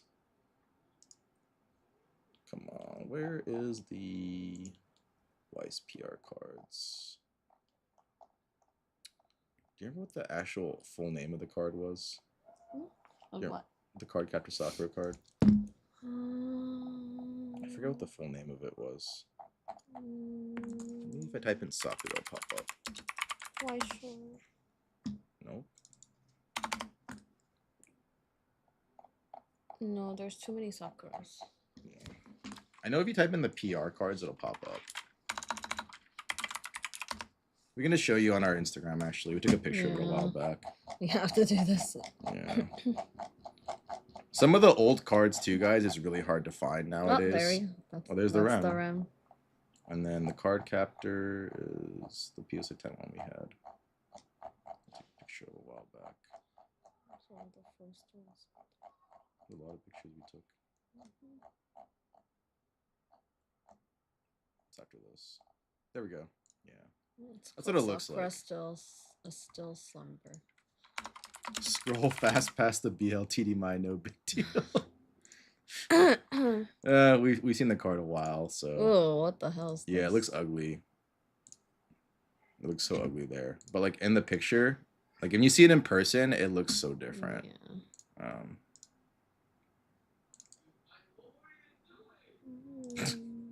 Eric's is going crazy. Just leave it there for now. We can do it later because we have a lot of other cards to go through. Just give me 1 second. There we go. Okay. But this is actually what it looks like when you have all the textures showing. It's super cool. No slideshow animations. What the? We're literally working on doing a slideshow. You do, cool fellow nerds. No. It's him. And Oh Rhyme Style, God. did you do the thing today? Are you okay? Did you get the removed? You did? How do you feel? Are you okay? Do you feel tired? Do you feel fine? Do you feel better? It's not too bad. Does it hurt though, or is it like or is it more? Are you on a lot of drugs? Oh, then he's okay. Oh, That's bold. Okay. All right. Why would What a you do beast. that? You should Oh get my some rest. What are God. you doing on Twitch? Like, Can I have your drugs then? that's crazy, Noob. That's crazy thing to ask. Noob's like, I need those drugs right now. Deadass wisdom teeth surgery might be worse. Is crazy. That's crazy. Dude, Chow wants the drugs too. dibs. Oh my god, Oh, that is God, crazy. You guys are degenerates. Chow, I think Noof isn't thinking of selling it. Noof actually wants to take them. He doesn't want to sell them. He wants to take them. They just really? They Really? just tell you to. Oh. Oh. If your dentist is fire, it won't hurt. Lol. Damn. Wait, so they didn't know like, oh, you can rest here for a little bit. No. You just got something removed from your whole body and like, yeah, no, you gotta go. In my mind, I was like, do I get to chill here for a bit? No, they said no. They're like, Get nope. the fuck out. You're getting the hell out of here. So Dino, what we were doing today is we are showing people. Whoops, we are showing people, what like the grails of Weiss Schwartz. So I made a pretty comprehensive list, kind of going over like all the different big cards you have in Weiss, and I've basically ordered them from like most valuable to least valuable. They're all valuable cards, obviously. Yes, we are gonna do that. That was the goal. We're making a presentation though, so we'll have that in the presentation for a video. But we'll literally cover this, and it'll be like, here's. Sounds like fuck Twitch. What are you guys doing? Like, Make this. What are you doing on YouTube. Twitch? This is a YouTuber, man. Come on, bro. It will be a YouTuber. Trust me, it will be a YouTuber. Did you see that black label? Which one? Which one? We've seen so many on ZNG. You're talking about the Sakura? The Sakura went for a really low. It should have gone for way higher. Oh no. I wanted to buy it, but I like completely blanked out on it. But going back, so we have the Yoko SSP as well. So this is around like the $3,000 range raw right now. This mommy. So for all you Yoko fans, Chibi, you guys need to add this card to your collection. If you are a Yoko fan, you cannot be a true Yoko fan unless you have this damn card. This is like the epitome of like Yoko collecting. You need to have the Yoko SSP. Mm-hmm. And the reason why this card is also really valuable is, one, it was a series that was really hard to get your hands on. There just wasn't that much Gurren Lagann printed in Weiss. It was a 2018 set. And because it was an SSP, there's one SSP per case, but there's 4 different SSPs you can pull. So you can pull the Yoko, the Nia, the Kamina, and the Simon. So if you pulled one of the other 3, you did not get the Yoko. And so because this set was very heavily short printed, I heard actually from people that were distributing product during that time that there were only 1,000 cases of this product out there. So if you do the math, it's 1,000 cases divided by 4. You have around 250 copies in the wild of this card. So there's not very many cards of that are sitting around. Okay, with the guys, Yokos. who wants to buy from Rhyme Style? So, Chad, if you want to be the Den Ryoko TD and normal SB, I got extras. So he actually has one of the big cards that's really, really huge. The Ryoko TD is also a very hard card to get, which we'll go over to in a second. Showing all these Weiss cards makes me want to collect Weiss again. I mean, the art is so nice. The like art Weiss is so just does so fantastic. well with it. And then not only that, if you see the texture alone too, it's just like Weiss just does it so well. And it's just such a shame that they can't fucking get their And I will marketing say this, straight. all the Yoko cards are incredible. So if we go into Gurren Lagann as a set, the cards here look fantastic. Oh, the Nia! Yeah. Not that one, but So the other Nia is I will really show you pretty. guys the cards in Gurren Lagann. Tino goes, how much? How much? I accidentally bought the PSA 10 set and BGS 10 set the same week because CT just shoved it in my face. How do you just buy that? What do you think of UA value-wise in the outlook of the TCG? So I think UA has an inherent problem to solve right now, which is you need at least one IP to really set that IP into like the normie audience. Whether that's like Tokyo Ghoul that's coming out, whether that's Naruto that's supposed to come out at some point, whether that's Solo Leveling, it needs one of those kinds of sets to really catapult it into like the general like normie audience. Mhm. And if you can capture the normie audience, the game will be much better. Mhm. But until you get there, it's suffering because it hasn't been able to kind of like live up to the hype. And also, like such as you said, the case rates are really bad. So opening up that product doesn't feel very good. And so either they need to change the hit rate so there's more to it than just like your simple generic 2-star, 3-star. Or they need to add some sort of other mechanic to it, like a serial wet sig. If they add like serial signed cards to the English side, UA will do much, much better. But obviously it's a huge licensing issue on the West, in the West to bring it over. But if they can, it'll solve a lot of problems, at least from like the rarity chasing aspect. So There's a couple things they can definitely do, but right now they definitely have some problems to Yeah, I definitely think they take need care at of least for two sure. 2 stars too. Yeah, I agree with that. Yeah, it's also dependent on the anime if it's popular. Yes. I So mean, it's like Weiss as well. I will say Show though, them the yeah, I'll show them the recap. But Ryokos. Oh. first, this card's also one of my favorites. This is a badass card. The TD Ryoko. Yeah, why do you like it? Look at it's the fire, it got the like the Yeah. symbol and everything, you know. It's a badass card. Uh, You guys need this card too. This is the trial deck card. Very nice. But one of my favorite cards, actually, my favorite card in the set, art wise, is the Nia. This card, when you It's get it in so English, when you pretty. get it, really, really pops out. This is like a I really, fear really Yoko. pretty card when you see it in person. It's like a rainbow It's silhouette. rainbow. It's so nice. It's so beautiful. Gurren Lagann set, fantastic. Am I a little biased? Definitely, but I will say the set's fire. But don't forget when we did our top anime. Yes. they chose Gurren Lagann. I didn't even agree with that. I did not put Gurren Lagann at the top of we the did anime an anime list. Anime They tier put list. Gurren Lagann at the and very they- top. yeah. The chat did. I didn't even do that. I like Gurren Lagann, but not like that. Like that's a whole different tier. I would put other animes ahead of it that are like more goated in my opinion. But our chat chose literally Gurren Lagann as the #1 anime. All right, so the cards that you have in, let me show you the whole set actually. I chose a deal with it. We're gonna go with the rarity, SP. Okay, there's actually a lot of these cards that are on the list, or not a lot of these cards, but the 3 of the 5 cards are on this list. This card is my personal favorite. This is the Wandering High School Girl Ryoko. This card is so sick, and it's actually very, very rare. This is a set printed, I believe, in 2014. And so it is actually really hard to acquire, and a lot of the copies are always 2014? screwed up. Like most of the copies you see have whitening and issues with them. This is actually one of the absolute like coolest cards to own, and I don't think it's even that expensive, to be honest. Like for a card that old, that's that rare, that desirable, like paying like 1 to 1.5K for it is not the worst, honestly. So it is definitely a very nice card.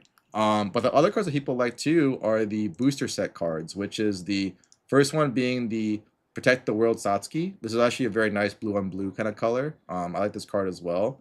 But the other one people like is obviously the Conclusion After Wearing Ryoko. So this card used to be actually a lot cheaper than the trial deck card, but it's hard to catch up in value because it's just hard to find in good condition. Every time I've seen this card listed on Facebook, on Discord servers, they're always beat up. Every single copy is always beat up. I don't know why, but it's always in terrible condition. So to get an actual clean copy of this card goes for a lot now because you just don't see that many of them out on the open market.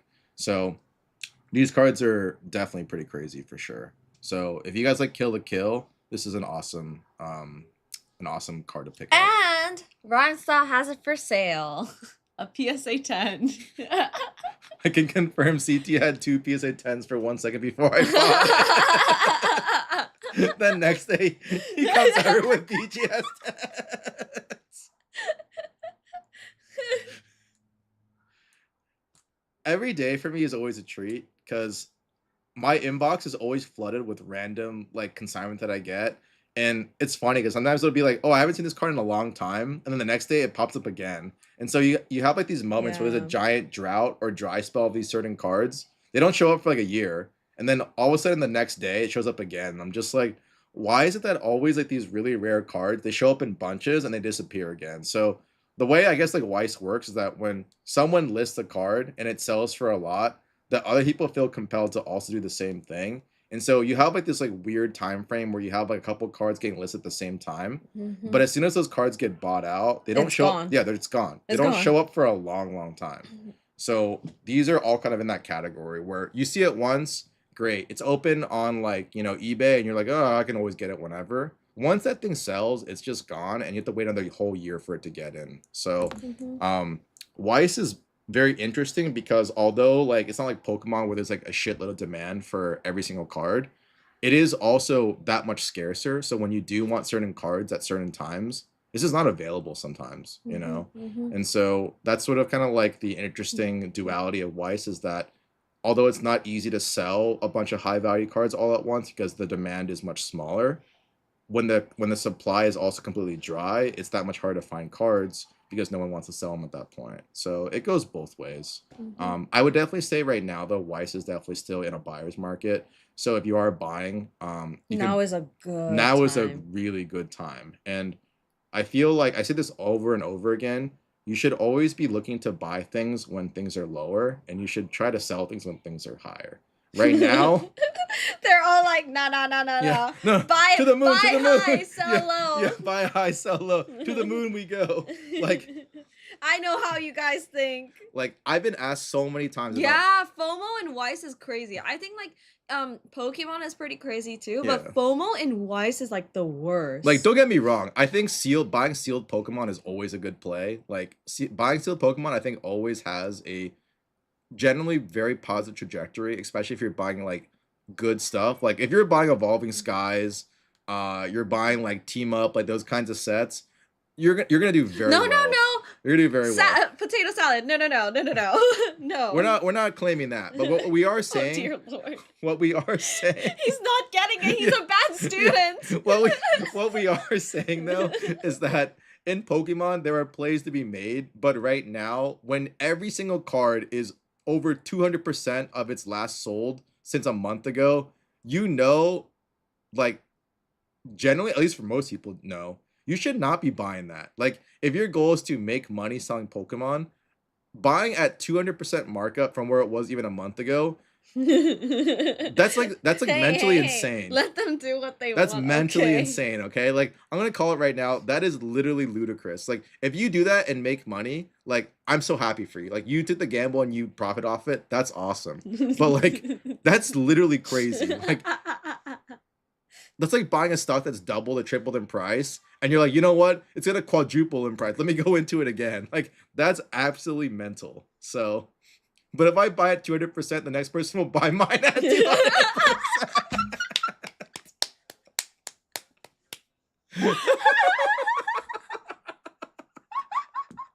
Tesu, no!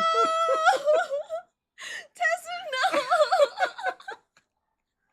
Ah, that's why I buy Weiss at 40% of 2024 prices. So that's instead smart. of That's Pokemon. actually smart. Okay, there you Yeah, go. That's a good student. Later stuff. That's actually very smart. Tesu Like, is the worst type of student.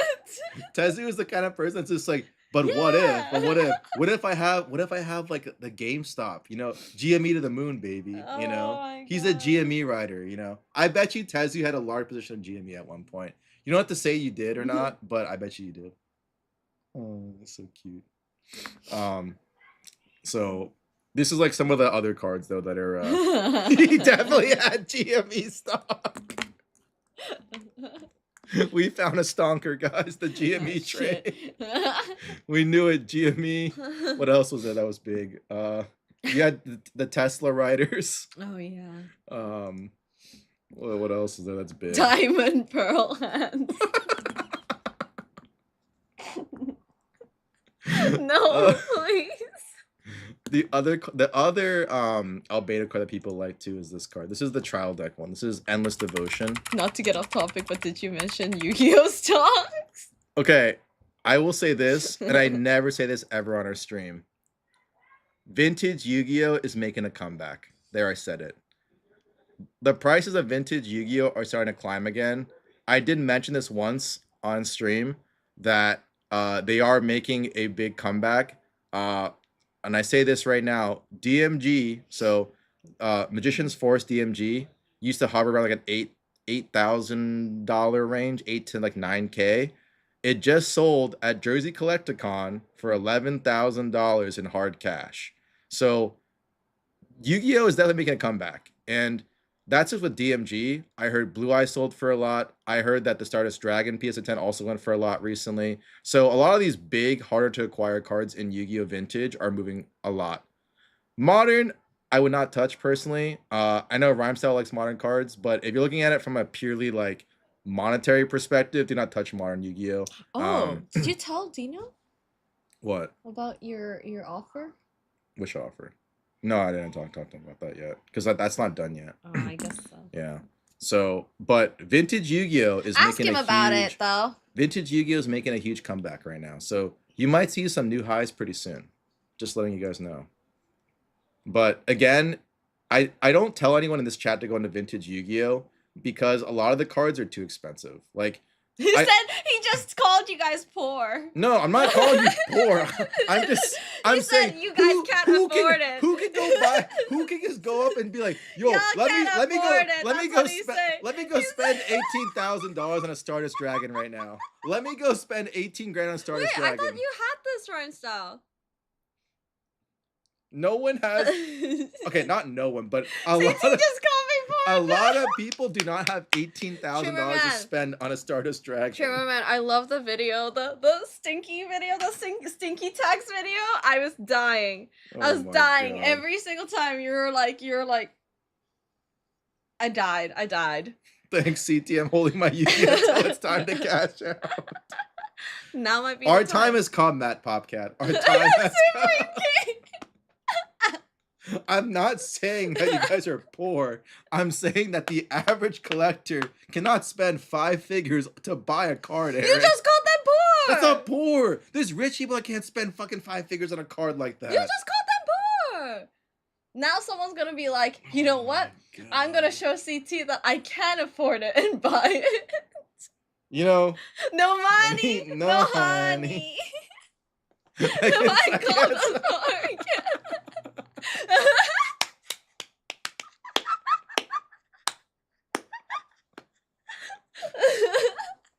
yeah, these That's these literally kinds what of. he's saying. Oh, Technically, God. I could, okay, but you wouldn't, because it wouldn't be a smart decision. But, like, if you had fuck you money, right? If you were so rich to the point that you have fuck you money, you would buy it. Take out a loan. No, don't do that. Don't, dude, do not do that. Okay, I don't give financial advice, but the one financial advice I'll ever give to you guys, do not take a loan for cardboard, okay? If any one of you guys take out a loan for cardboard, I will slap the shit out of you guys. Do not take out loans for cardboard, please, for the love of God. That is the one financial advice I will give you guys. Do not take out loans for cardboard. I've seen it one too many times and it is stupid as fuck. How much do you think a liver costs? Or a kidney? You know? Oh my God. Call me Edward Elric, but with this equivalent exchange for that DMG. Bet you heard of its reverse psychology. Oh my Depends on God. the blood type. Oh shit, does it? Man, I'm not O though. What did you guys open today? Oh, We didn't nothing. open anything. We only opened like 2 packs because Oh. like today was going to be like an academy session, we call it. Oh, So like it's like the market Isn't talking she look about so it. cute with her book? All I heard is take out multiple loans for that big money. Was there bugs? Dude, I swear to God, if Trimmerman, if you do that, I will literally call your brother and be like, "Yo, your brother did the dumbest shit ever. Slap the shit out of him right now. You are not doing and that then, shit." And then you hear a riddle going on. No, I told him to do that. I'll do the same thing. I told him to do that. Wait, No. You're gonna beat me up, actually. Dude, imagine I freaking tell Riddle, I'm like, "Yo, little bro, man, doing some dirty shit over here. We got him, guys. We got him." But chat, depending on your credit score, you can get some good APR for your cardboard.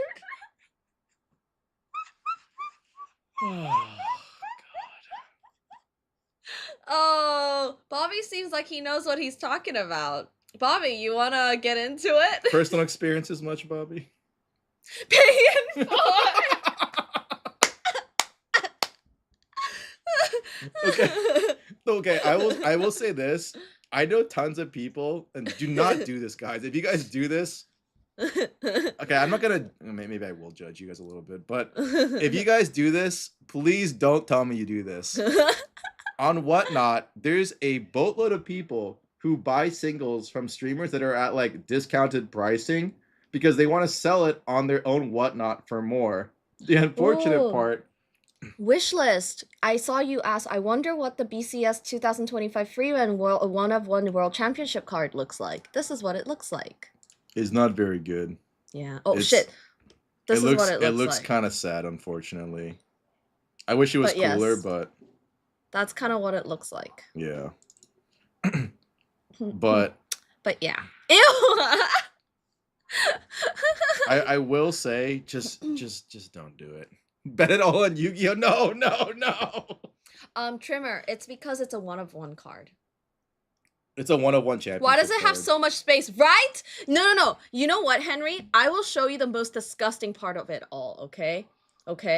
The card is called Magic to Create a Field of Flowers. And there's no flowers. There's no fucking flowers. Where the fuck are the flowers?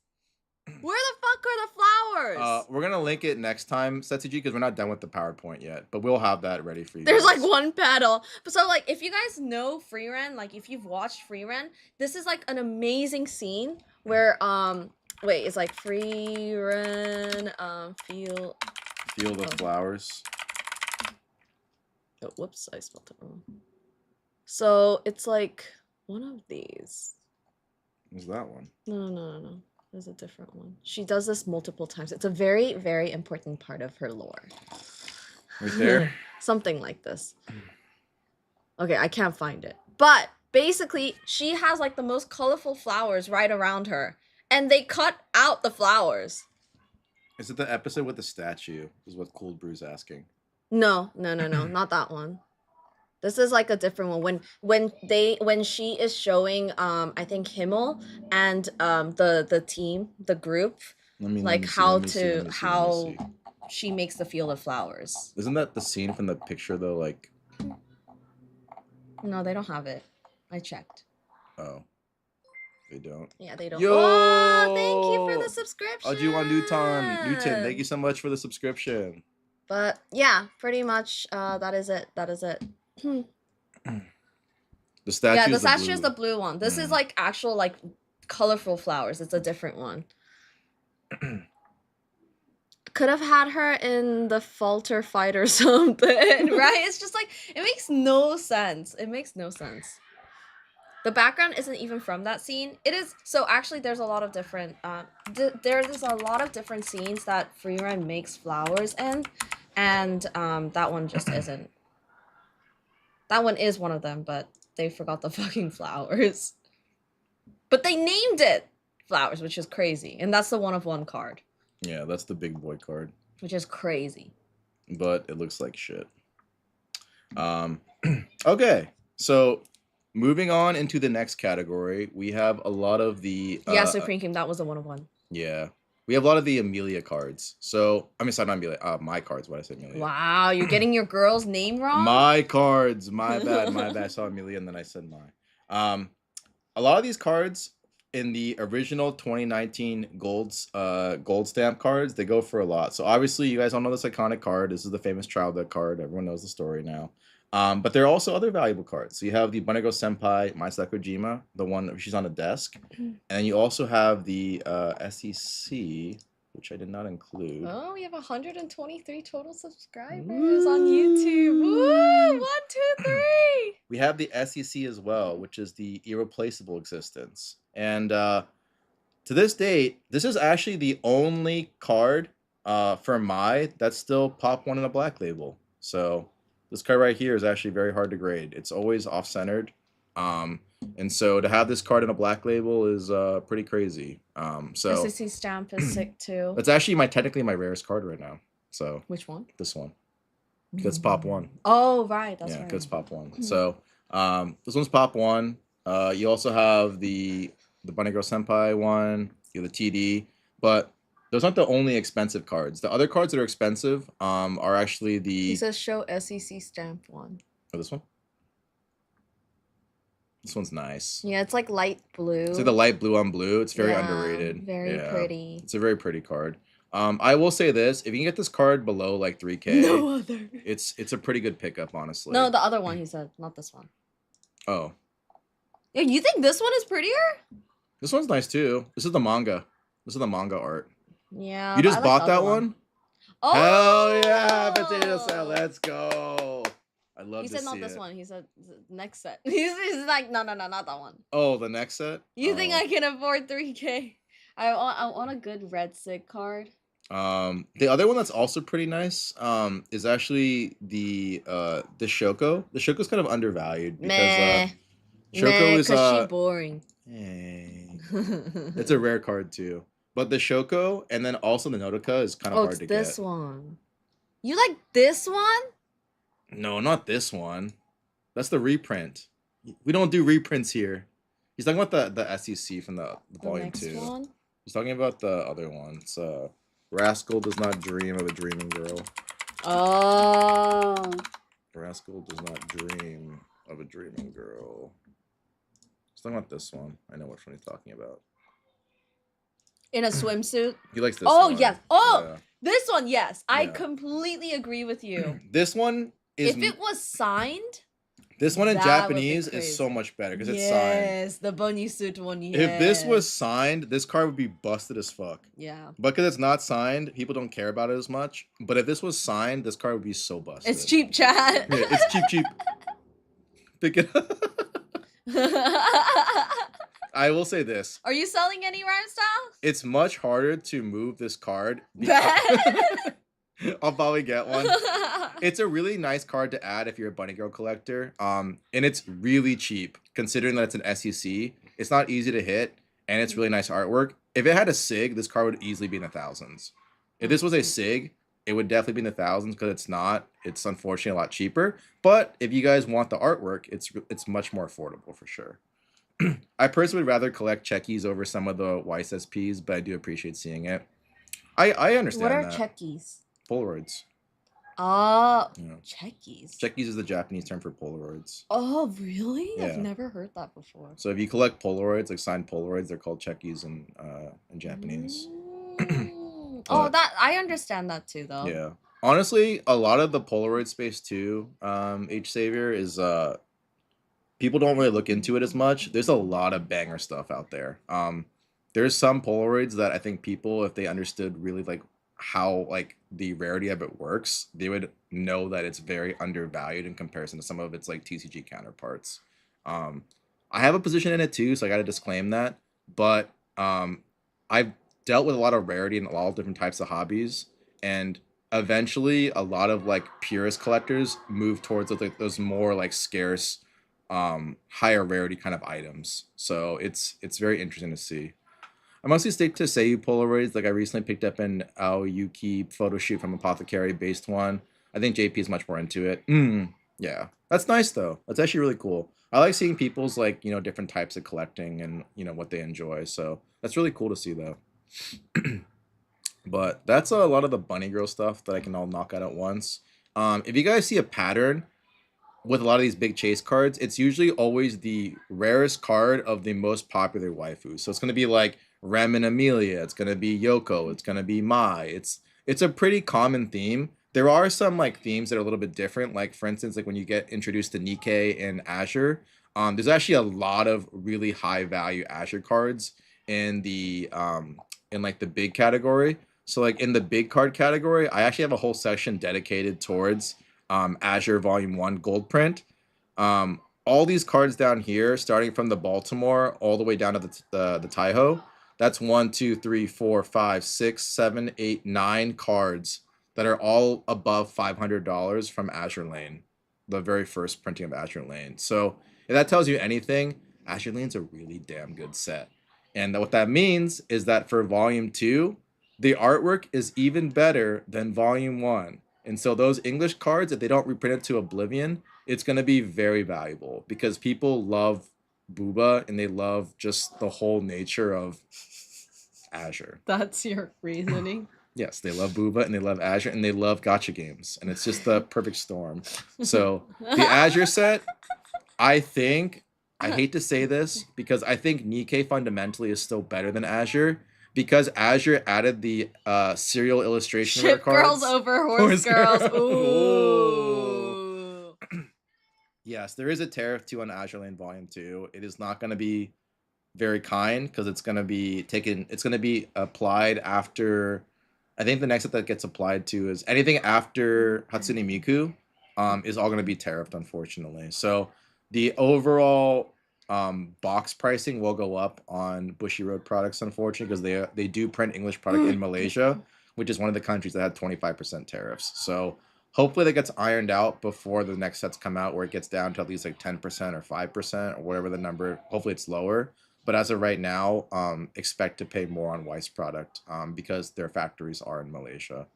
which is one of the countries where they have the high tariffs, unfortunately. So just something to know. So what would be a fair price for a black label for that, Mai? The cheaper one, CPN? If it's the cheaper one, if the card is $500, like 1,500, honestly. In this current climate, you could probably get it for 1,500.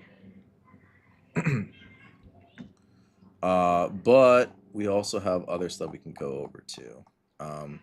So the other cards that I think are also pretty interesting to look at are obviously you saw the ReZero cards, you know what that is. With Nikkei, I feel like you guys are more familiar because you guys just saw the set, but basically for the major chases and chase cards in Nikkei, it's all the SEC pluses. So Dude, it's everyone wants Nikkei. yeah, everyone wants Nikkei. They all want Modernia, they want Dorothy, they want Anise, they want Scarlet, you know, Roppy. Any one of the 5 SECs you can possibly pull, they're all like big cards, and so that's why Nikkei has so much value in that set. I am even the play sets like go for from what I was told by people in distro is that Nikkei reprint was ordered more than even Azure Lane 2 was, which is to me insane because I thought like if they already printed it once, clearly the demand should stop if they already done it once. But there were more orders for Nikkei reprint than there were for Azure Lane 2. Yeah. But what that does tell me though is that Azure Lane 2 might have less product out than you kind of initially expected it to. So you might see a lot, but then you also might see a little bit less because a lot of the attention was geared towards getting the Nikkei reprint. And the craziest part too is that the Nikkei reprint is not guaranteed product. So even if you ordered like 50 cases of the set, you're not guaranteed all 50 cases. Sinnigan! Thank you, Sinnigan, for following. There is no guarantee that you're gonna get all the product allocation for Nikkei reprint, or it's called a restock, but for the Nikkei restock as you are gonna get for Azure. If you ordered Azure, you're guaranteed the pre-order amount. If you order Nikkei, you are not guaranteed. So I am curious to see how much they actually add into like their restock. Essentially, they're saying it's not printing; it's a restock. So I'll use that verbiage. How much are they gonna restock people who ordered more? 25% tariffs on Azure Lane. Yeah, that's what I said earlier. Yep. Yeah. Yep. So, but the So other, what would be a fair price for a black already label answered of that. that mine? I already answered all the questions. The other card that you guys should keep in mind though is this card, which is the FBR Rias and FBI. FBI Open Up. This card, because the new set, the new Bunko set is coming out very soon. It'll probably come out at the end of the year or beginning of next year. And the Rias card in that set is the chase card. It's that and the Kudami. And so Rias and Kudami are two of like the top waifus and like across all waifus. And so there are a lot of collectors that love to collect Rias and love to collect Kudami. Yeah, Fantasia Volume 2. That's correct. In Fantasia Volume 2, there already is an open bounty for both a Rias collector and a Kudami collector that are offering $2,000 if you pull the SEC version of this card in the new set. So to give you guys perspective what that looks like, it's this card in Japanese, but this will be on the English side. So it'll be Rias. This card right here. There already is a $2,000 bounty for this card if it gets pulled in English. So my Gooner sense is kicked in. I see why. Now I know why I tapped it. What up, so easy? His Gooner senses. Like, Gooners. So this card will be a big chase card in the new Fujimi set. And I was actually shocked that this set got brought into the English side because usually they don't bring in these kinds of sets into English. But should it be higher for English? Yeah, it should. Peacemakers, realistically, the card's probably 3K or at least 2,500. I would say it's going to sell for 2,500, but there is an open offer at 2,000, which I think is fair, you know. I ripped some Fujimi like 2 weeks ago. I suppose I do it again. Do you think there's gonna be a lot of product that's ordered though? Who is the SIG? I don't know if it's the author of the series or if it's the VIA. I would assume it's the author because most Fujimi sets it's the author, but I could be wrong. I actually don't know. But the other big card in the set too that's going to come out in English is going to be this card, the Kudami. So the Kudami also has a lot of big collectors. And so if you guys notice a trend on that sheet, you'll see a lot of Kudami cards as well, because Kudami collectors are just fucking insane. One of my buddies is actually a huge Kudami collector. He sacks his Pokemon all the time for Kudami. Like whenever he sees a big Kudami card come up for a good price, he sacks his Pokemon sealed and he's like, yeah, screw it, and then he buys this kind of card, this kind of stuff. So, yeah, I would say it's probably the author peacemakers. Usually the Fantasia sets are always authors, not the VAs.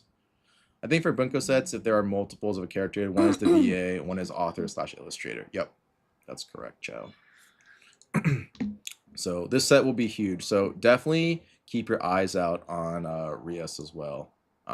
This will be a popular chase card. But going to, I hate to bring this up because this is Bobby's favorite. But Bobby, if you're in the chat, you asked me to talk about this card, so I'll talk about it.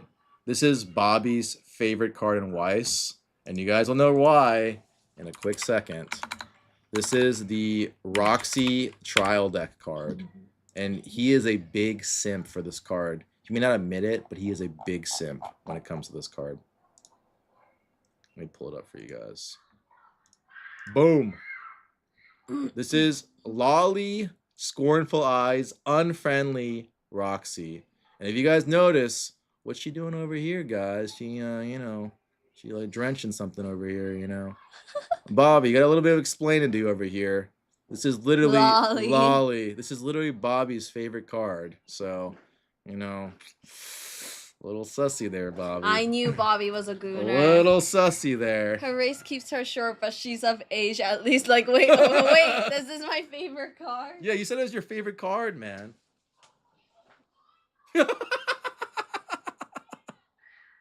You asked me if you wanted to buy it. No, I give Bobby so much shit. But no, it's this card is actually very rare. And it's actually one of the cards that's actually appreciated the most when it's come to Weiss cards. When this card first came out, you could actually get it by just buying a trial deck. So what people didn't know was that when you first got this card in English, the way it worked in Japanese was that you were not guaranteed this card out of the trial deck. You were guaranteed to get either the Roxy or the Dude. And so in English, they changed it where you could actually pull both of them in the same trial deck case. And so a lot of people didn't know that. And so the cards started going crazy because they assumed it was based off the Japanese rates. That's why the Japanese card was so expensive. And then now, because it's baked in that this card was like so impossible to get, the card is so expensive. When it first came out, I initially thought it was going to be around like $800. I actually got this card because I bought a trial deck case. I bought it for $800 for the trial deck case amount. And then basically within the first week, it jumped to $1,600. And then later on, it went to like $1,750. Now it's like over $2,000. And so this card is one of like the fastest growing, like you could say more modern Weiss cards. This is kind of at the very cusp of like when Weiss started to go into printing a little bit too much. But this is like in the very beginning of 2020. And so after this set, that was when everyone was pre-ordering Weiss sets like there was no tomorrow. Like everyone was trying to get Weiss sets. It kind of got over flooded, and then that's when like Bushiroad started to like retrace again and kind of like recoup because there's too much printing. But this set was a huge miss. If you guys didn't know that was in the set, because if you basically bought the trial deck case, you were guaranteed this card, and you would double your money by just buying the case. It was so free. Yeah, it was short printed, but because the window for ordering the set was less than a month. I think it was like around like 2.5 to 3 weeks, and it was right before a big set. And so everyone kind of forgot about this in terms of ordering in English, and they never reprinted it. And so that's why like this card goes for a lot, and it's actually like one of the most valuable cards in Weiss today, and it's growing the fastest too.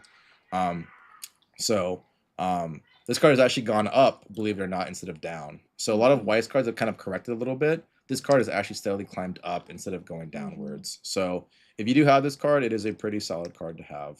I still remember you trying to sell all of these. Yeah, albeit being very sussy. Like this card was always easy to sell. Oh, this card is super easy to sell. But even when it first came out. I'll tell you the cards that I've sold the most in all of Weiss by a large margin, not including the Mai, because the Mai is like kind of like a secondary thing. Albedo. It's I've sold a bunch of Albedos. I've sold a lot of Yokos, and I've sold a lot of Roxys. Mhm. I've sold like these cards probably like at least the Yoko I've sold 6 times, the Roxy I've sold 4 times, and the Albedo I've sold 4 times. So like I've sold these cards so many times that I kind of know like the value of that market manipulation. That's crazy.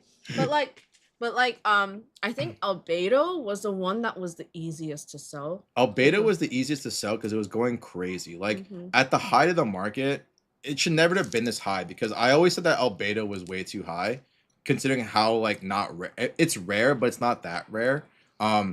The apex of the market for a black label, endless devotion Albedo went for 20,000. My friend literally sold his card for 20,000 to another collector. That was the absolute peak of the Albedo card. Since then, it's dropped a lot. Like it's nowhere close to those levels. But that just shows you how crazy Albedo hype was in the 2021 2020 COVID hype cycle. It sold as high as 20,000, which is like, if you think about it now, if you're a new collector, that sounds ludicrous. But that's literally what it sold for at the apex, was 20 grand. Do I think it's ever gonna get to that point again? Personally, I don't think so. I think there are other cards that deserve a higher price tag than the Albedo does. Like I think like the Yoko SSP is more valuable. I think even the Roxy is harder to find, to be honest. There are a lot of other cards that I would put ahead of it in terms of like what I would personally collect. But I will say it is a very pretty card, and that's why everyone likes it. You know. And it was also probably the most ordered trial deck reprint card of like ever. Like when that card came out as a reprint for the trial deck, everybody and their moms ordered it, and they're all trying to rush to Black Label and grade it and flip it on eBay. So, was this the second time after I sold mine, or was this the first? He's asking Chow. Oh, I don't know, but it's a beautiful card. You know, definitely. If you're into like the rarity chasing, it's I a think good card like to back hold. then, if I remember a specific card, it's because it's been sold a lot. Yeah. A card that a lot of people actually don't know about that's extremely rare and also is never in good condition. There's actually not a single black label of this card in the open market. Is this card. If you guys know Bakemonogatari, I never watched it, so I can't really say for myself like how big it was, but everyone that has watched this series has told me it's like one of the most goated animes. This card right here, Girl Who Met a Crab, Hitagi, this card goes for a boatload of money. It is one of the most valuable cards in Weiss. One, it was in 2013 or 2014 when Weiss was barely even a thing. And so these cards in mint condition don't exist. If you find one, even like a 9.5 or a 10 is already hard enough because they're always scuffed. So for like Bakemonogatari, Monogatari, all of these cards are like really hard to find in good condition. I would honestly pay a lot of money if this card ever black labeled. Like I'd pay more than like typical black label premiums just because this card just does you would never find it like, in a clean condition. This card easily sells for like 2,000 if it's a good condition raw.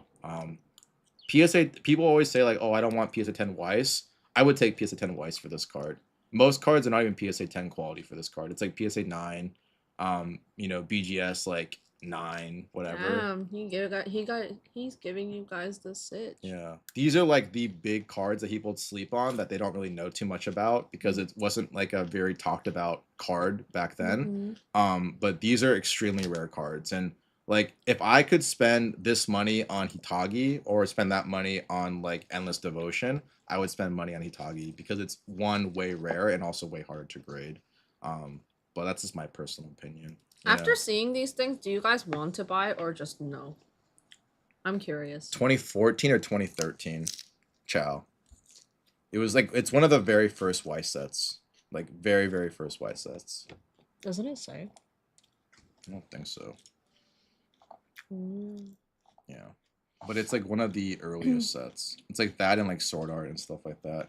It did have trial decks, yes. Yeah, it did have trial decks. I'm eyeing right now the One Piece Dodgers promo. Dude, everyone, that's too expensive every right single now. person I know is eyeing that card. That's so expensive. I will say this: if you find a really clean copy, James, and think you can black label, go for it. but it is very expensive, and everybody I know is trying to play that game. There's like I know at least 50 collectors right now that is trying to buy 20 copies each. There's not even enough copies to go around. I'm out of money, but I have some of these cards. Hell yeah. Nice. Shows that you're a true collector. Which one do you have? And which one would you keep and which one would you sell? Yeah. So those are big ones. And then for people who actually are a little bit that don't really know about like idol sets, this card right here, Path of the Blue Rose Yukina SSP, I actually didn't even know that much about this card either because I was only familiar with the Birdcage Diva variant, but there is an SSP one that people pay a lot of money for as well. And the reason why I know this is because the person that wanted this card reached out to me and put an open bounty for someone to actually have this card, and he'd purchase it. Let me pull it out actually. Oh, it's the SSP, my bad. This card right here. So what everyone's used to for Yukina is that if you've known anything about Weiss, this is one of the holy grail Yukina cards right here, the Birdcage Diva. This card goes for like $10,000, and I'm not even capping. This is actually sold at a BCS event for $10,000 in hard cash. This is like one of the creme de la cremes of the entire Weiss hobby, and it is an extremely scarce card. There's probably less than like 36 copies of this card in total for all of Weiss. So it is an extremely limited card. It was hella playable. Everyone wanted to rock it in their decks, and so Yukina is also the face of Bang Dream. And so when I saw this, I knew that like Yukina was big, but I thought that was the only big Yukina card. But amazingly, this card right here, the Path of the Blue Rose, someone actually reached out to me and put a bounty on this card to find it for him. I could never find it. That's how rare it was. He offered over $2,000 for anyone who could find this card in English. And I still couldn't find it. I literally put out a bounty. People said that that price was a good price as well. And I still couldn't find the card. It like doesn't exist. A lot of like these like idol sets for like the big chase cards, the print runs are so tiny because no one orders it. So if you really want those cards, they're actually truly rare as fuck. So this is one of the situations where I was just like I learned something new myself because I thought I knew most of the pricing in Weiss, but this is one of the few cards where I'm like, okay, like here are some of the big idol cards that I just didn't know about. And like how valuable they were. I think people were ripping TDs of Monogatari when I was playing Vanguard. And then someone goes, you should have joined it because I'm a fool, I should have, but everyone told me Weiss was a trash TCG to play. Yeah, I mean Weiss ended up being like one of the most collectible TCGs. Mhm. So it's like really cool to see that. But there's so many like niche cards that you would never know about in Weiss. Like it's just like you find out when there's like a huge person who wants it. Yeah. Like I don't know if he's still looking for a wish list, but at that time he was willing to offer like above $2,000 for it. So it's always interesting to see like what people actually prioritize, but there's cards like that where you don't really know it's that valuable. One of the sets that I tell everyone to not sleep on, because that the set was not printed that much, was actually a more recent set. It was actually Dengeki Bunko. So this set, I personally believe, will actually appreciate a lot with the booster box cases, because a lot of people did not order this set. There's a lot of beautiful cards in the set that go for a lot of money, and it's hard to find them too. Like you have this is the card everyone's looking for, by the way. It may not be the most expensive card, but towards the Battlefield Together Lena, I got so lucky when I got this card for Rhyme Style because I found it. Like actually that $489 market price, that was me. I actually bought that card at $489 because I knew that if I didn't buy it then, I would never be able to find it ever again. And so ever since then, this card's been climbing up more and more because everyone wants it and no one can find it. And so realistically, the $500 price tag is like not a really accurate reflection. And I didn't really see the future, James. What I saw was that this set has, if you see right here, there are 70 results in Weiss, which means that there's 70 SPs. You only get 3 SPs per case. So the odds for you to actually hit this card are stupid low. I knew that like the rates did not make sense for the values of the cards, and so for the sets that I knew were really popular, it's like you should buy those cards when they come out and release if they were cheap. Like if they were like sub 500 and they're like the big popular IPs like Wise Wolf from like Spice and Wolf, like 86, Bunny Girl Senpai, any of those sets that are really popular, sort of online, it was like an auto buy like signals for me in my head, you know. Do you have any Mafex? Mafex? What's Mafex? I don't. I mean, I definitely don't. What's Mafex? Let's see.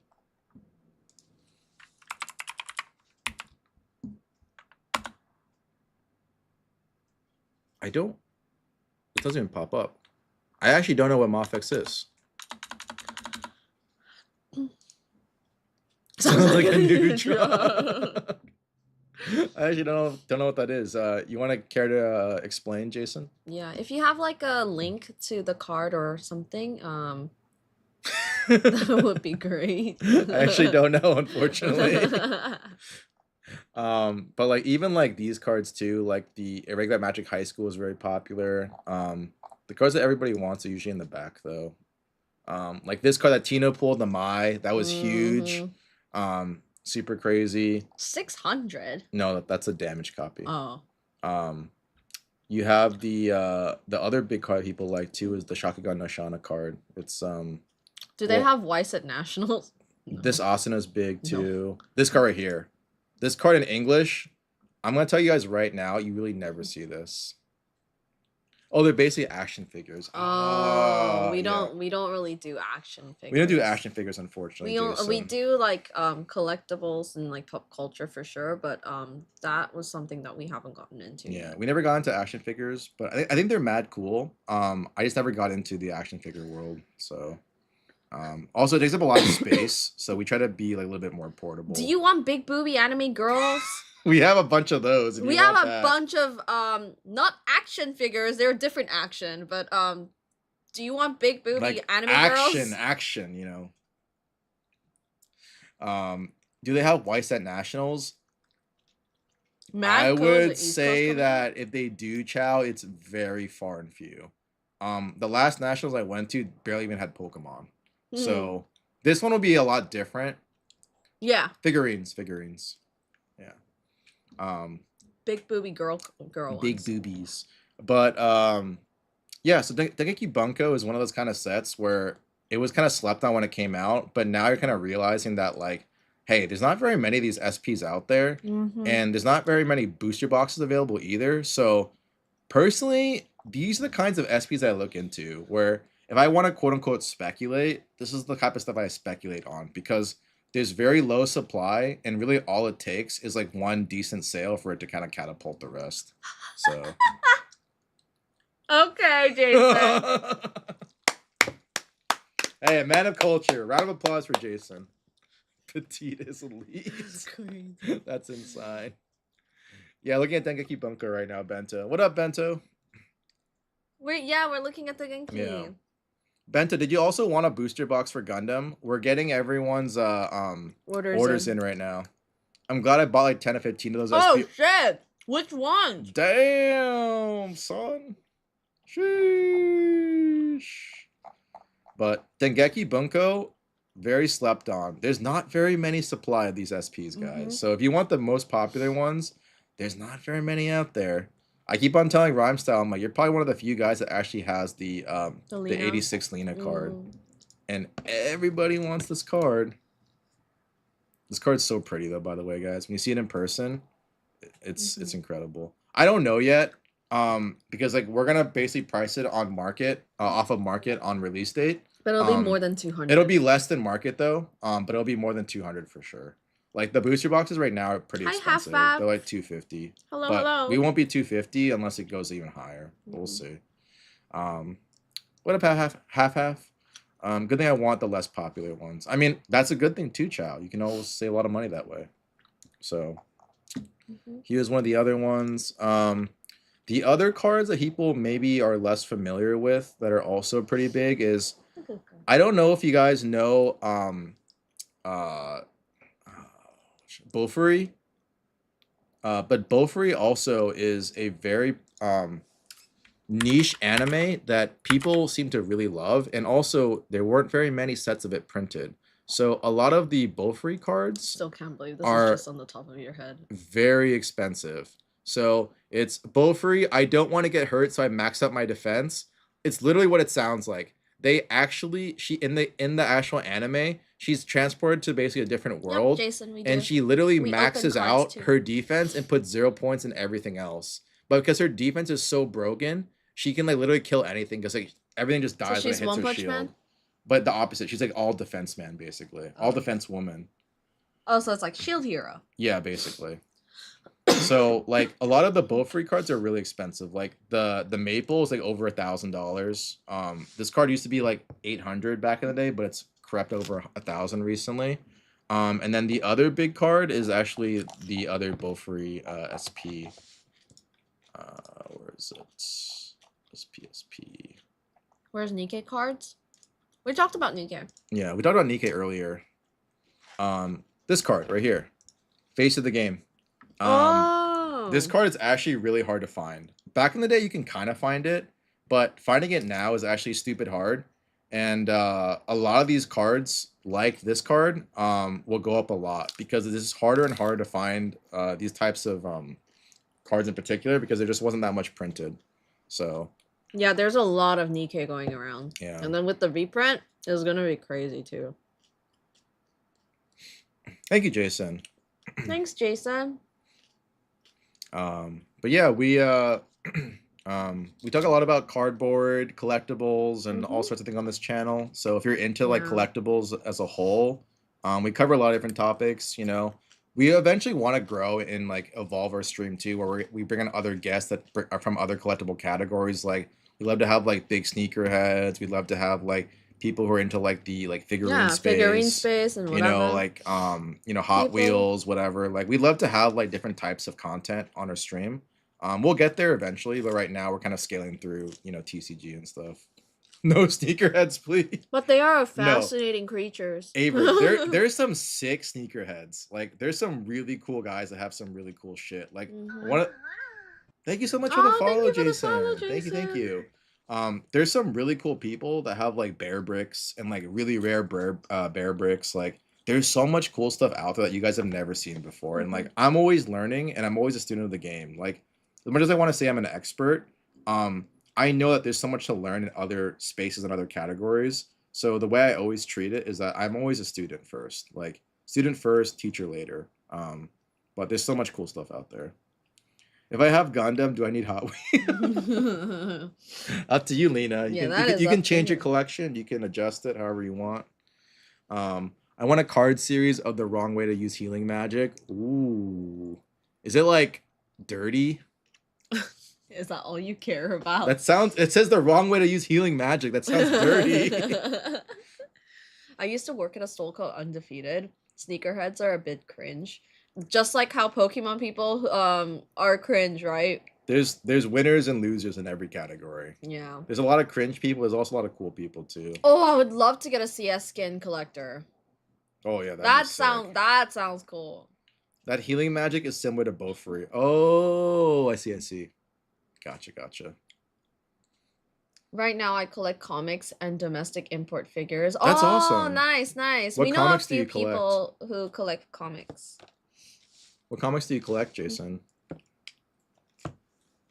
We have a lot of friends that collect like a wide range from like old comics to like, new mangas and stuff like that. Yeah, we have friends that also have like a page DC? Of- That's sick. of comics as well.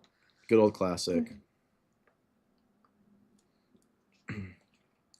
Probably Batman seeing his That's true. Jason Todd, yeah. That's true. Red Hood, right? I'm Batman. Good old Red Hood.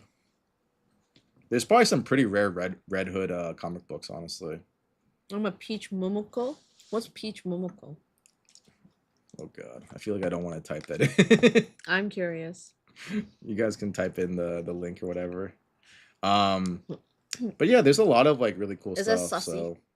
So, the other cards you guys may be less familiar with is Oh, she's an artist. nice. Oh, Marvel Spider-Gwen. Oh. Wow, CT. What were I'm you I'm thinking? always expecting them to do something. Mind out of the gutter. Oh my god. Mostly graphic novels, but Oh my god, CT. You just disrespected Peach Momoko. Gomenasai, Peach Momoko-san. Gomenasai. She did those Illustrator One Piece cards you have. Goddamn. What are the other stuff that we have? This is for the more sussy collectors. But No Game No Life has some pretty sussy SPs. Jiburu. It's okay, we're gonna go into it. This set is very expensive. Don't blame me. Blame this one. He thought it was just a pervert. These cards go for a lot of money. So the one that goes for a lot, I forgot the SSP too. SSP. This card's a little sussy though. So the bikini / like swimwear characters, the Jiburo, the Shiro, and the Steph, these all go for a lot of money. So the Jiburo's like 1,000. I'm sorry, the Shiro's like about 1,000. The Jiburo's about 1,200, and the Steph's like 700 to 750. And so even like these Steph sucks. Even like these other cards, like this card's really pretty. It's like the chessboard one with Shiro. It's actually pretty affordable, around like 400 range. And then the other Shiro's around like $600 too. So No Game No Life has some like pretty big SPs, honestly. So if you ever get into like collecting like higher value SPs, The 2 Become 1 is so sussy though. yeah. Steph does suck. Yeah. This is the most sussy card, by the way. I won't even click into it, but this is a very sussy card. We're playing tonight? I don't know. I was gonna play alone.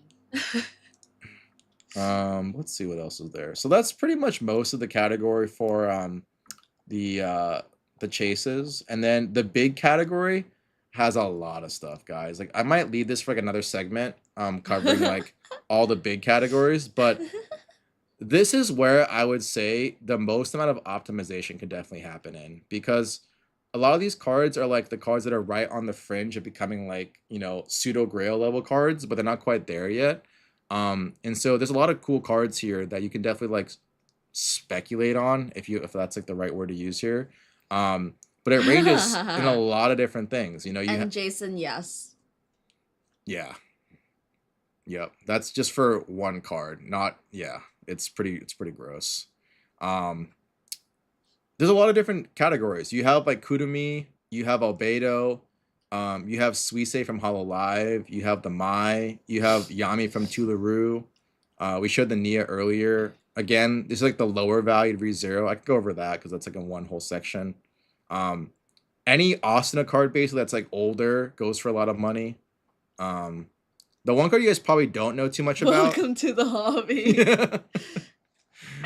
The one card people probably don't know too much about is probably These are before it gets graded, by the way. Yeah, this is raw. This is not even graded cards, Jason. This is actually just raw value. Graded's even more expensive. If it's like a high higher graded copy. And then any Asuna card goes for a lot. The cards that people don't know too much about are actually the Persona 5 cards. So this is actually one of the rare sets in all of Weiss. Oh, I mean, pretty. They're pretty. Persona 5 has some really, really rare cards in here. It's actually the most valuable Gaifu set. Protagonist goes for a lot of money. As you can see right here, that is $800 for this trial deck SP right here. And when I'm saying that this is $800, this card is actually impossible to find. I'm actually surprised there's even a listing for this card, because for the longest time, there hasn't been a single sale of this card in God knows how long. So a lot of these cards are extremely sought after. They're very rare, and people look for them because there's just not very many of them out there. I wanted to buy the set to play, to be honest. Oh my god. Dude, those play sets, Chow, are so expensive. I feel really bad you want to play the Persona 5 set because there's just not very many out there. And everyone who has one wants an arm and a leg for it. But even like the protagonist is Joker and Arsene, this is like $600 too as well for one single card. So it gets pretty expensive for Persona 5. And the other cards and they're all guys. No, they're not all guys. They're mostly guys. But even like the Anna's a Panther's like $300-400. Same, James. Haru's like $300-400. Makoto's So he's like saying 300. to buy that listing. You gotta look at the quality first. Yeah, you don't really know about quality when you buy off TCG players, so it's kind of random. I don't always trust near mint on TCG player, but it is Near very mint hard is to all find. whitening. Yeah. I missed the vintage Grail Weiss cards earlier. I mean, the cool A part is little that bit, there's yeah. a lot of really up and coming cards. Like even the free run SSP, that card was $400 all day long for a long time. That card now is That probably was closer to 300 at one 750. point. Yeah, it was actually 300 at one point, and now it's probably closer to 750. Mhm. So there's always opportunities to find And in I a lot of can't these. find any PSA 10s. Yeah, in a lot of these kinds of cards, and so you kind of just have to study like what are the popular IPs and understand like if the booster boxes seem too expensive, but the SPs themselves or SSPs are too cheap, it's Yep. probably a good buy. Yep, Aver, it was. Yeah, it was Because $350. remember when I was buying the boxes for $120, people were like, "Aaron, if you buy 3 of those boxes, you can get an SSP." That was the joke. The joke was like, "Aaron, what are you doing? Why are you buying boxes when you can literally buy the SSP?" And I should have. Yeah, like a perfect example of a Remember? card that like, so there's one card that Crazy Bobby. there is one card in particular that I always remind myself of, which is actually this card right here. This is actually the where is it? The Mob Explosion SEC. And not always take the boxes. When this card came out, nobody wanted it because they're just like, oh, who wants Mob Psycho? Like this card's available everywhere. You can't find this damn card anywhere now. Like, I'll show you what it looks like so you guys have an idea. The card art is so sick. I'm surprised nobody wanted it initially. That card went from a $200 to $300 card to over $600. I sold a PSA 10 for $800. That's how crazy it was. I was buying multiple copies of that card at $300 all day. I was like, this is too cheap. I gotta buy these cards out. They all became like $600+. It's actually insane. Like, let me show you guys. There real are quick. Dragon Ball cards actually. There are some really expensive ones, but the ones they're not the ones that we're talking about. So we're talking about Weiss Yeah. Schwartz. There's a separate TCG for Dragon Ball. You can search it up on TCG Player. This is like a prime example though of like how to find opportunities when you just find good art. Like this is like the actual artwork for the Mob Psycho set. It is so sick. Like this is one of the sickest cards in all of Weiss, in my opinion. We have the bit of the photo. Yeah, we had the photo of it. And it's a badass thing. This is when he hits level 100, right? So we can show you right there what it looks like. That's what it looks like actually. But we didn't really take Oh yeah, we didn't really take the whole like the hollow. the hollow and stuff, yeah. Missed out on But that one. this card was so freaking sick when it came out. And I'm surprised everyone slept on it because they're like, oh, it's a Gaifu. Like, who wants to buy Gaifus? And I'm just like, no offense, guys. This card art is so badass. You have to respect it. And everyone's looking for waifus, right? But Oh my god, the Gold Star Flare! Oh, Oh. we used to have these. We used it wasn't to have. just that. Yeah, we had all of them. We had all. We had all of them. Jolteon, Flareon, Vaporeon. Yeah, we did. And now they're all like stupid expensive. Yeah, we had this one. We had Chizuru. That's also one of the other valuable cards. Mm. Injection Fairy. Blue Eyes White Dragon. My Blue Eyes. SDK. SDK. Rem. We talked about this one. Yeah. We had a lot of like Coca card. the Dude, no boob. I'm so keeping Aver, the Mob Explosion card was only $300 before. I used to buy multiple copies of it. Everyone's like, yo, why are you buying these copies? And I'm like, cause it's sick as fuck. Like when like no one has this, it's gonna be really expensive. And then basically over the course of a couple months, it just doubled in price. Oh yeah, this is the card. Yeah, the Nia. The The Nia Nia. is super pretty. But like Mob Explosion, sick as fuck card. Super this sick. is really nice. Oh, it's one of my favorite cards too. Yeah, Art wise. Alice. The baby Alice. Mm-hmm. Oh yeah. Mm. Stardust Dragon. Oh, these stuff. Oh yeah, all the trophy cards. But yep. By the way, all the trophy cards are not all mine. We did like a photo shoot with like all the trophy collectors, and we got everyone together to do a really cool like display reel where every day we educated the community on how trophies work in Weiss.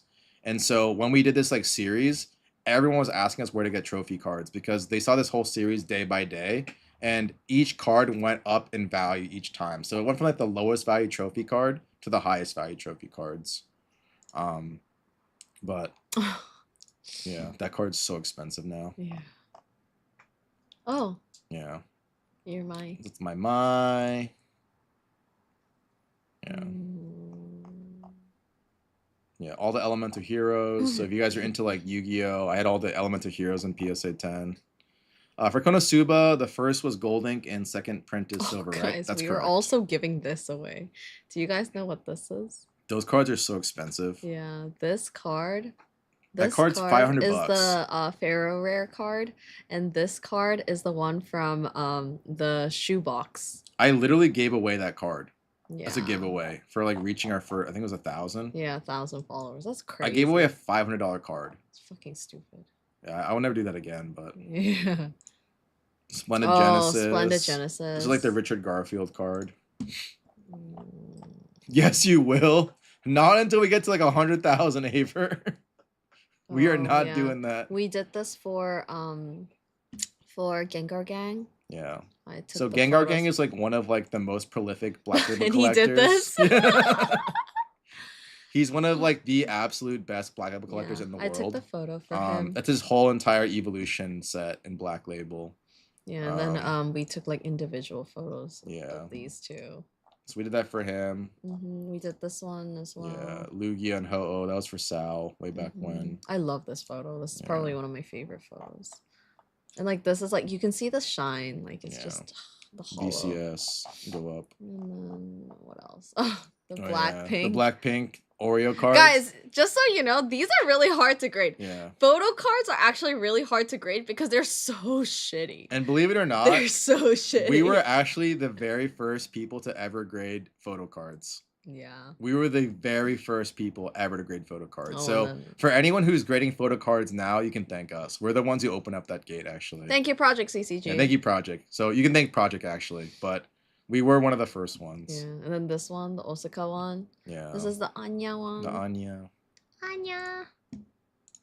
Our little Secret Wonders Mew. This card's stupid expensive now. Yeah. That wasn't ours though. Yeah. Right? Who No, it? that was Yeah, Sal's. that was Sal's. Yeah. Oh. Albedo. Albedo. The classic Albedo. 15K over. So as you guys can see, this card used to go for a lot of money back in the day. Yeah. Neo Genesis box are worth even more now. Yeah, we were selling these. And then- Does it have Gengar in them? Oh my god. Oh, then that's like my sealed grail. Yeah. So that's like the Bunny Girl Senpai trial deck display. That's where the Bunny Girl Senpai card comes from. So you can pull that card out of this display. So technically, there's a chance you could actually pull that card out of that sealed display I have. And then here's like our albums that we really. So this one's really cool. Oh yeah. This is our debut BTS signed promotional album. Yeah, this is signed by all of the Yeah. BTS members. They actually don't sign in gold ink anymore. So this is during the time when they only did it once, where they signed in gold ink, and it was for the debut. So this album is like a super grail because it's impossible to find. Like it never pops up. So when we had the chance to acquire it, we're just like, fuck it, we're gonna buy it. Yeah. So there's that. New jeans. New jeans. It's just sad what's happening. Yeah. And then This one's really rare too. aespa is like really rare. That's the next level promo album. Only 200 copies of this one. But people just don't get it. It's like 40 likes, man. Yeah. But they understood this, the ghost rares. Oh yeah, the ghost rares. These are such pretty cards. Yeah. Ghost rares are just sexy. Black Rose, badass as fuck, and then Stardust. He still has this, by the way. Yeah. This is like his. This is the one Yu-Gi-Oh set that I tell. I CT don't know not if to. I'll ever be able to. You should buy repost on your back. story occasionally. Throw it back. We Yeah, we should should. actually. Yeah. Like after I completed this set, guys, in Yu-Gi-Oh, I like literally stopped. I was just like, I did what I needed to do. Yeah, and then this video, Oh, we yeah. made this video, and the person was like, her person who wanted this card was like, "Can I have the video too?" And I was Yeah. like, "No."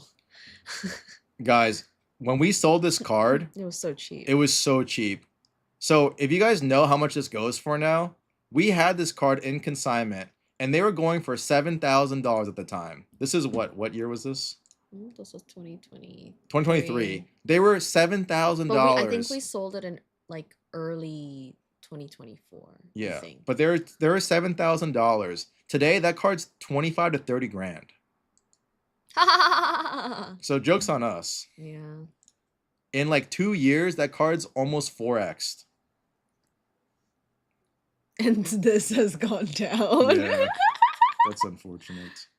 Oh yeah. So you see how I got like so we got like portion of the anime. I watched CT and I sat there watching the first whole episode of High School DxD, and I could not keep my eyes off of High School DxD. I was shocked because I was like, okay, I She's need trying to find a clip to use. But it was like all so sussy, and I was like, oh my god, I can't use this. And so then we ended up just using like her talking, and then that was like the Black Label Rios card. So Yeah, because there was nothing else that we could use that was decent. yeah, but this card was like badass. Oh, Red Velvet. Yeah, Red Velvet. If you guys are Red Velvet fans, I'm a huge Red Velvet fan. And one of our coolest pieces is actually upcoming. No. This one right here. This one? Yeah. This is actually a hand-drawn custom shikishi of Yugimoto, and it's done by the director of the entire creative director of Dark Side Dimensions, which is the Yu-Gi-Oh movie. He did this entire sketch. So hand painting, color, and everything. He doesn't do this kind of stuff anymore, by the way. He stopped doing this stuff. So to have like this like customized hand-drawn shikishi I do things for this. is like stupid crazy. We've actually been asked by a lot of people to poach this card. Poach this shikishi from us, but we just don't have a reason to move it right now, unless it's like a stupid offer, because And it just keeps going up. yeah, it just keeps going up too. Like everyone keeps offering more and more money This on is it. one of my Well, the XG Polo is a grail. If Mango's here, he'd appreciate this. But this is like one of the XG grails we had. So, yeah. And ended up going to like one of the biggest XG collectors in the world. Yeah. Um, What's that comment? What was the comment? Fake PSA, you can't PSA grateful. idiots. Just can't do Just anything about idiots. those people, man. Hello, Jean. What up, Clutch Hello, Gene? hello. Yeah. So that Oh, was, we like- actually 3D scanned this. Yeah, that was a and 3D did this. scan. But it didn't work out, so it didn't do Well, well. so I was it's like, just too "Meh." much work. Yeah. But that was a 3D scan we did. So, Yeah. yeah. It was cool when we tried it. Yeah, that was pretty cool. Yeah. It's so crazy. So this is the first time. February 11th, 2024 was the first time CT and I went to 100 Thieves. And then to now, like, we actually went into the 100 Thieves thing. Yeah. Wait, actually, let's go. It's like a pretty full circle experience, you know.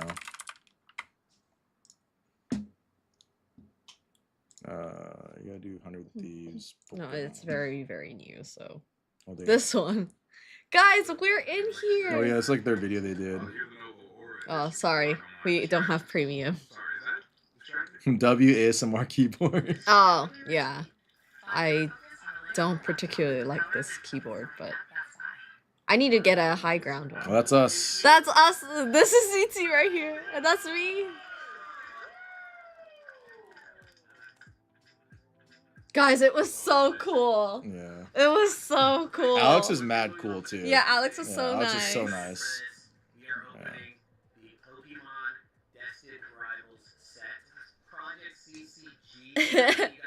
So we went as friends of Project Consultants, CCGs. Yeah, consultants. consultants. So we didn't introduce ourselves as AgentDMG. We introduced ourselves as Project CCG. Yeah. Project CCG's consultants. Because like we're there to support them, so I want to make sure like Dennis and Jonathan had all like the support on our end. So we want to make sure like they're the focal point, and we're just there to kind of assist them essentially. So actually, when they're doing this video, we're getting the supplies for them Because we forgot to No, bring... they forgot they're supposed to bring top floaters and penny sleeves, and they forgot all of that. Yeah. So I was running around in LA trying to find that last minute. Look, it's Yeah, us. it's us in the back. So yeah. Run to Target for expensive tilt loaders. Literally, That's we're just like, exactly what happened. "Ooh." And then, so this was before Sunny became a 100 Thieves member. Yeah, before she was signed, actually. So it was kind of cool to see, like, oh, like, this is like Sunny and this is like all these people, but like this was before she was a 100 Thieves member, and we didn't know either. Like, we found out the same time everyone else found out. Yeah. So we're like, oh, whoa. But we're so happy for Sunny that she got signed by 100 Yeah, Thieves. she was so sweet. Shout out to Sunny. Yeah, Peter didn't bring his finger condom, Yep. so we had to bring gloves for him. Yeah, so we're Project CCG. I'm Jonathan. I'm one of the owners. Who does know the owner? And these two guys are basically they're card experts. They're also here to help us help you with the card, with anything, any questions you have. Their names are. I'm CT. Yeah, so yeah, that's it for us. Have a good time. Yeah, we're here to have Yeah, so like they were really, They're really super nice. Yeah. And like the production was incredible. I think the highest score was 37 seconds. But Dude, Sunny hit a banger though. yeah, she did. Yeah, she was the one who hit the ho.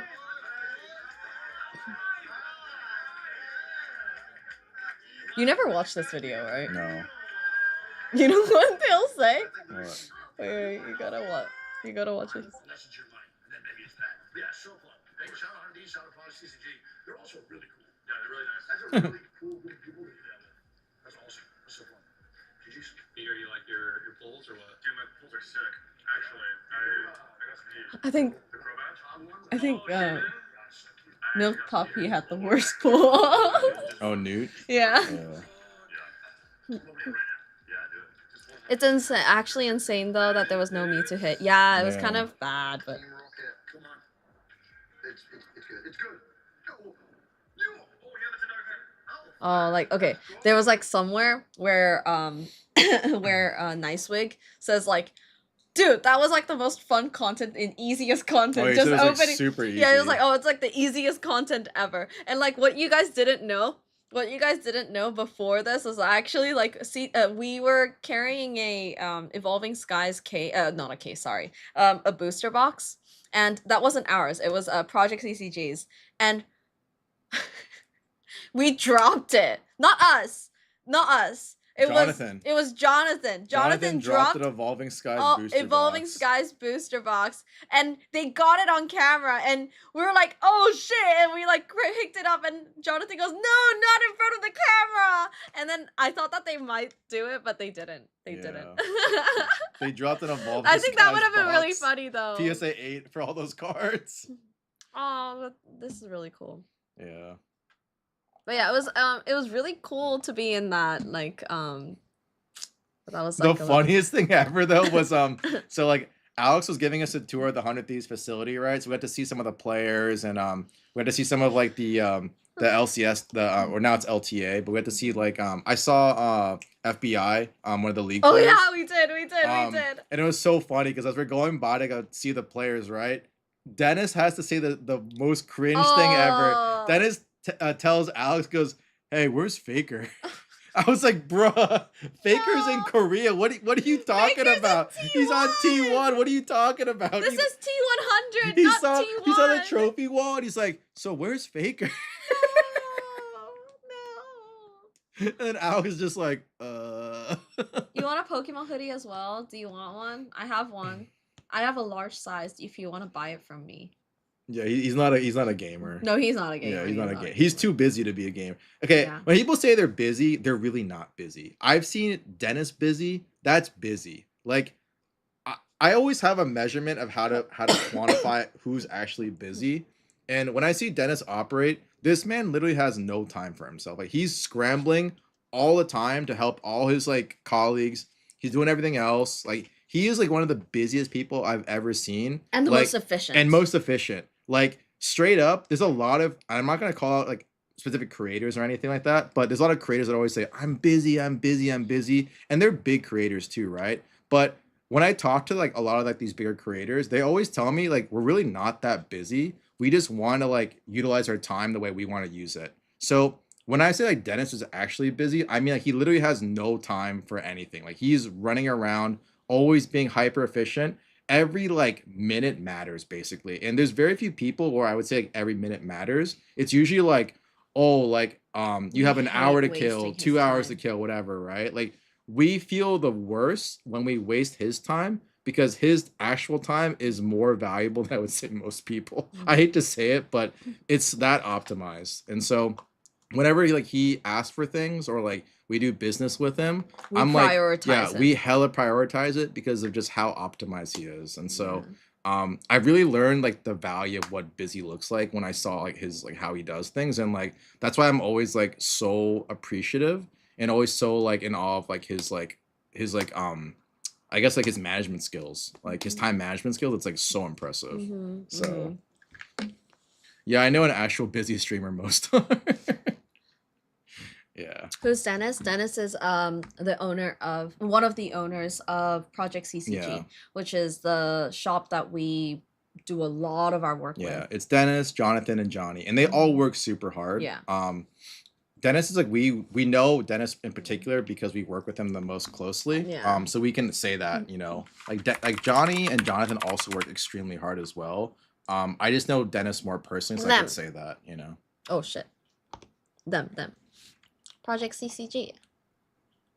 If you heard of Tita Nat, she's a busy streamer, the busiest person I've ever seen. Yeah, we know Tita Nat. Godzilla the card game, by the way, guys. And apparently it's sold out and everyone wants to play it. Yeah. Which is fucking He told us crazy. this morning that like Godzilla actually sold out instantly, which is funny because we thought like the game was like looked like dog shit. It does look like dog and shit. it does, but apparently it's popular, so I don't know, you know. So Dennis has a real job.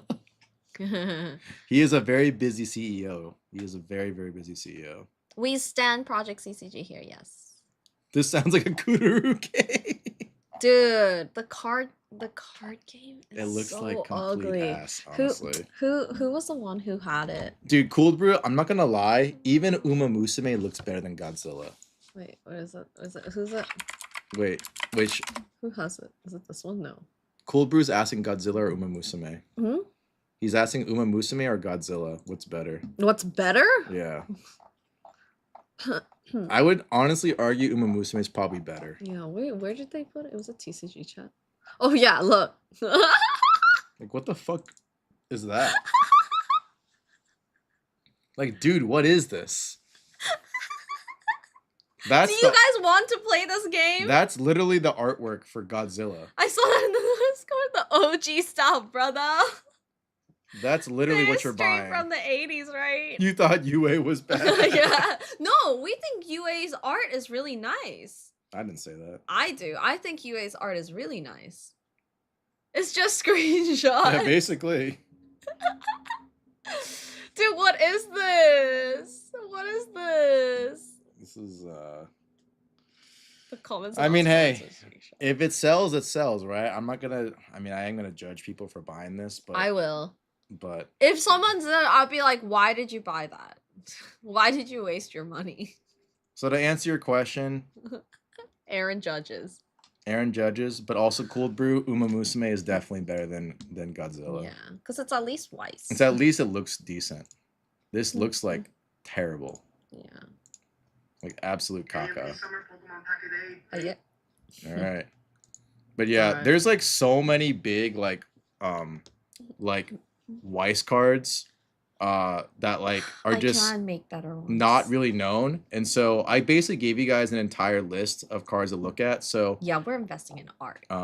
you guys can always look at this link. It's tagged at the top. It's pinned by Aver. But I basically made a whole compilation. Hardcore Godzilla collectors. Okay, I shouldn't say that like that because That there's cool Godzilla Godzilla has a shit, lot of but that's stuff. not it. That was not it. And it's There's very cool, old. there's awesome Godzilla shit out there. I've seen it. Like some of the figurines of Godzilla Godzilla is very famous. Yeah, is that's very true. famous and also very cool. But like that was not it for sure. But what I was saying was that basically, if you guys want to look into like more like Weiss stuff, this list basically has like everything you need to know when it comes to the higher value cards. And so you can kind of utilize this as a mechanism to figure out when you can pick up deals, find cool cards, and also maybe just pick them up yourself for collection purposes. But Yeah, I let's be real. I made this as easy and as straightforward as possible. We're gonna also have a PowerPoint that we'll put together at some point when Aaron and I have time. So it's more visual and it'll be even easier to follow. But we're gonna basically probably make a YouTube video out of this and kind of show you guys like what each card is, you know, where it comes from and stuff like that. And yeah, I just thought it'd be nice to educate people and give them an opportunity to learn. When there's really not much information out there because TCG Player is not relevant for vintage cards. Facebook groups and Discord servers have very limited data in terms of like what they know because most people who answer those questions in Discord servers, they generally don't have a full grasp of like exactly what they sold for. They hear like, oh, I think it sold for this, but they don't really know what it really sold for. So like this will give you guys a better idea of like what the actual ranges are. And obviously give or take, there are going to be some numbers going to be a little off here and there, but at least it gives you guys a foundation of sort of like what to expect. And part of our job is to help make you guys more educated when you're making purchases so you guys know what you're buying. And of course you can still ask us like, hey, is this a good price or whatever, but sometimes we're not going to be able to give you that information right away, and you should know the ballpark of what something should go for. But these are prices like the best prices that it could be, but if you see it for lower, you should buy it right away. This is like what the normal is. If you see it lower, it's a good pickup, you know. I've actually noticed more on TikTok streams. I mean, I honestly think that there is a very quiet movement happening in Weiss, and a lot of people who just look on the surface, like on Facebook groups in particular, they think it's dead because a lot of people on Facebook groups, they've been there since like the dawn of time, and they already got what they wanted. And so for them, they don't care to buy other stuff because they already have what they like. But there's a lot of new collectors that are entering the space that, you know, want a little bit more guidance, want to see like what's actually out there. And a lot of times they only see what's quote unquote marketed or what's like modern slash like been produced in the last like 2 to 3 years. Not even 3 years. I would say the last like 1 to 2 years, honestly. And so we want to give like the full breadth of like what's out there because in Pokemon, right, there's so much education. Like even to like the smallest details for like the most niche of niche trophy cards. Like you can find like the craziest like information blurbs on like even cards that like no one's ever seen before. And it's just like, oh, this was printed in XYZ era, designed by so and so artist, and it had this many copies and it exchanged hands this many times. Like all that information is like readily available on forums like Elite Forum and stuff like that. And so we kind of want to just provide that kind of funnel, but on the Weiss side. And I feel like we've had enough experience selling, like I would say 95 to 90% of these cards. So we know essentially what to expect in a lot of these cards, essentially. And we'd like for that to be kind of like pushed out into like the open. And so people can utilize that to make their decisions. And, you know, there's a much healthier discussion. So when you look at cards now, you don't just go like, oh, this card's worth X amount because I heard from so-and-so that it's this, right? Well, no, now you actually have like real concrete data in terms of what's actually happening. So yeah, it's kind of just like a knowledge transfer. And there's a few people actually in our chat that were in the same era that I grew up in when we were collecting a bunch of high-end stuff. One of them is Vroin too. I don't know if he's actually in the chat right now.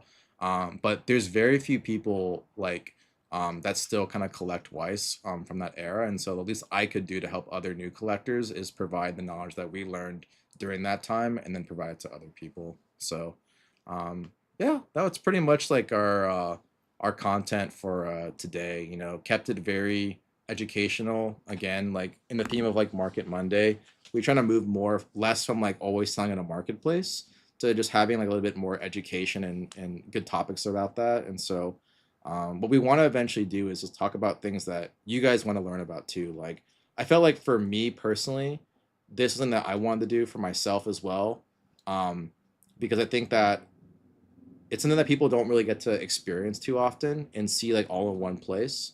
And so to have a document that you guys kind of go back to, it allows me to feel more comfortable that you guys have the information now. And then too, I think it's just good overall for the community and just like learning in general.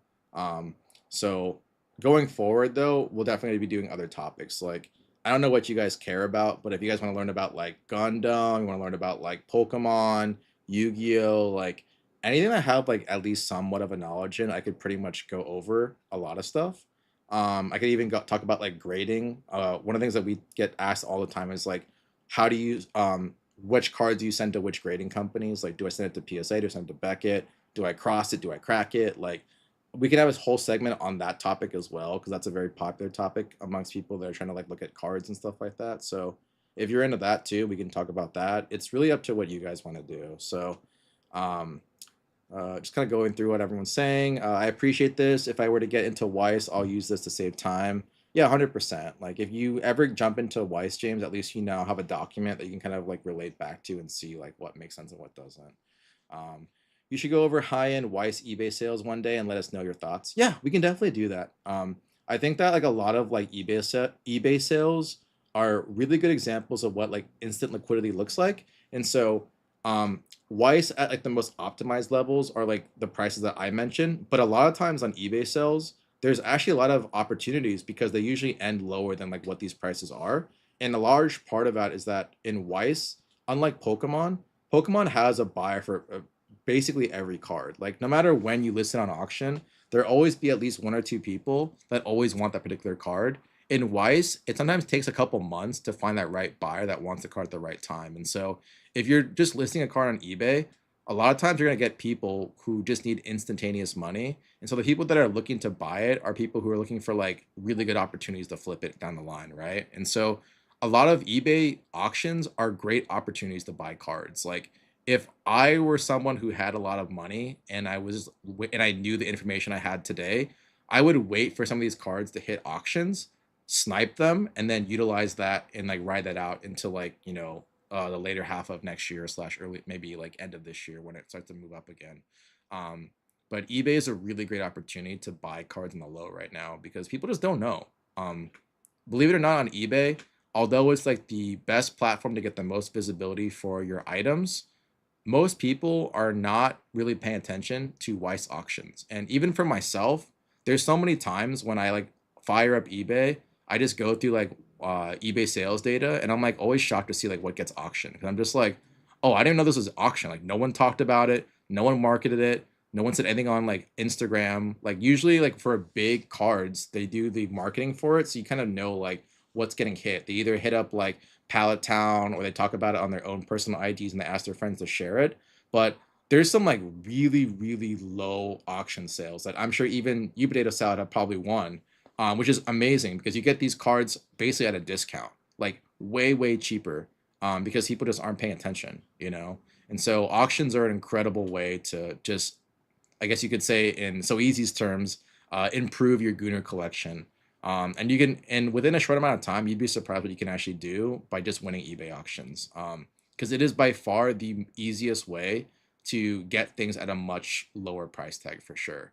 Because I think Potato Salad can attest to this too. No one in their right mind would ever, for some of these auctions, accept those prices. Like if you were to ask someone and say, hey, here's what I would offer on this card, they would actually, in most cases, like find that disrespectful.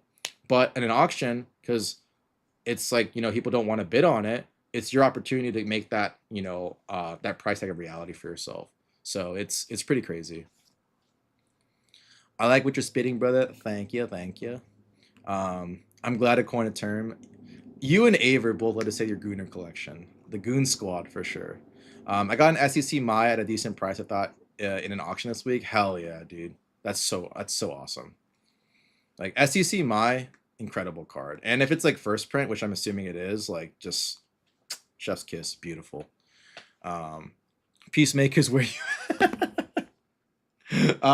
also the fantasy flips is about to wrap up actually on this Wednesday. We're not streaming this Wednesday, but what we'll do on Wednesday is that we'll actually get all the data for how you guys all did, and then on Thursday's stream we'll reveal the winners, and you guys will also get your pricing. So I believe first place gets the Prismatic ETB, second should get the Paldean Fates bundle, and I think third is like 3 packs of 151. But I'll double check with that. But it should be pretty interesting to see how you guys did, how you guys kind of predicted where the market's going, and I thought it was a pretty fun kind of little thing to do over there, so makes sense. What do you guys say? I got the JP Bunko Asuna BGS 10 for like 220. It's crazy how low I got it for. Dude, that's so low. Like, I think the raw SP alone set is like around like double the price, right? Like, that seems stupid low. Like, to the point where it's almost just like, dude, like people just aren't paying attention. Yeah, it's a first ed, 9 surface, and the rest 10 subgrades. I'm gonna try to grade card review. Honestly, if it's 9 surface, there's probably a good shot you can bump it. If you don't see anything like out of the ordinary where it's like egregious, you have a pretty high shot of actually bumping it.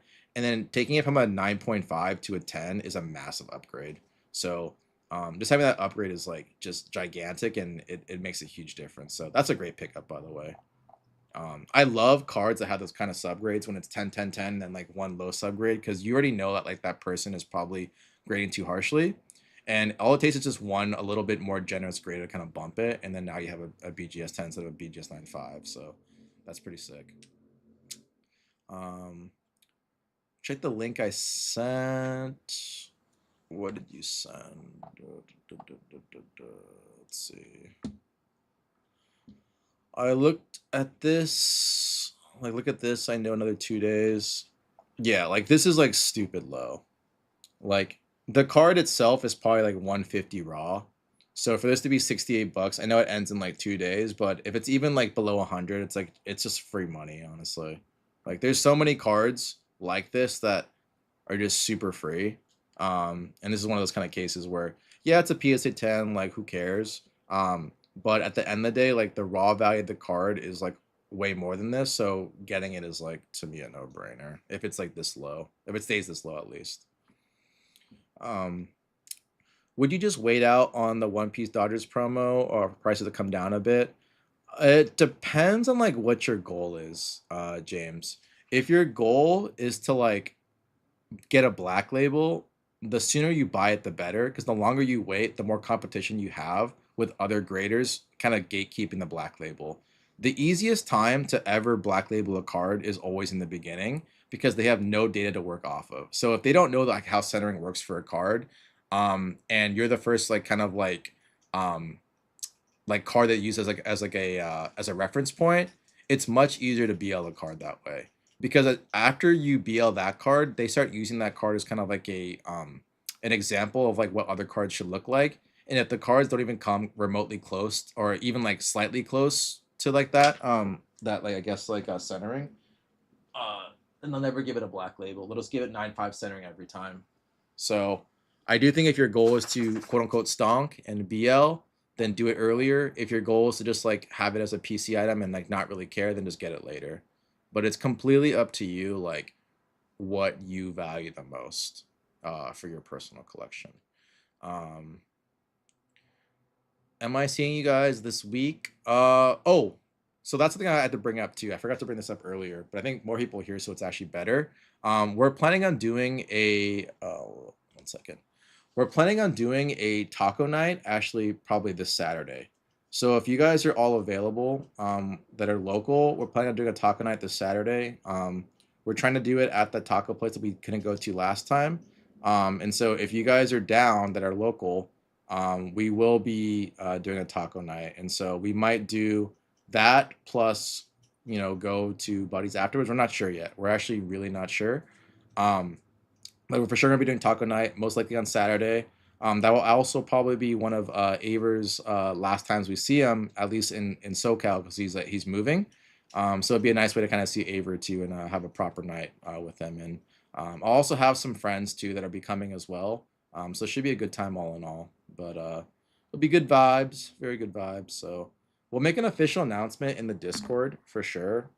Just like talking about logistics around it and like when we're gonna show up. But I don't want to like solidify it just yet, because we have to make sure first that they're going to be operating on that Saturday, because sometimes like they say that they're going to always be there, but then last minute they'll be like, oh, never mind, like we had something come up, we can't like operate today. So we'll kind of play it by ear, but the goal is to meet for a taco place on Saturday. And the goal is Tacos El May in Westminster.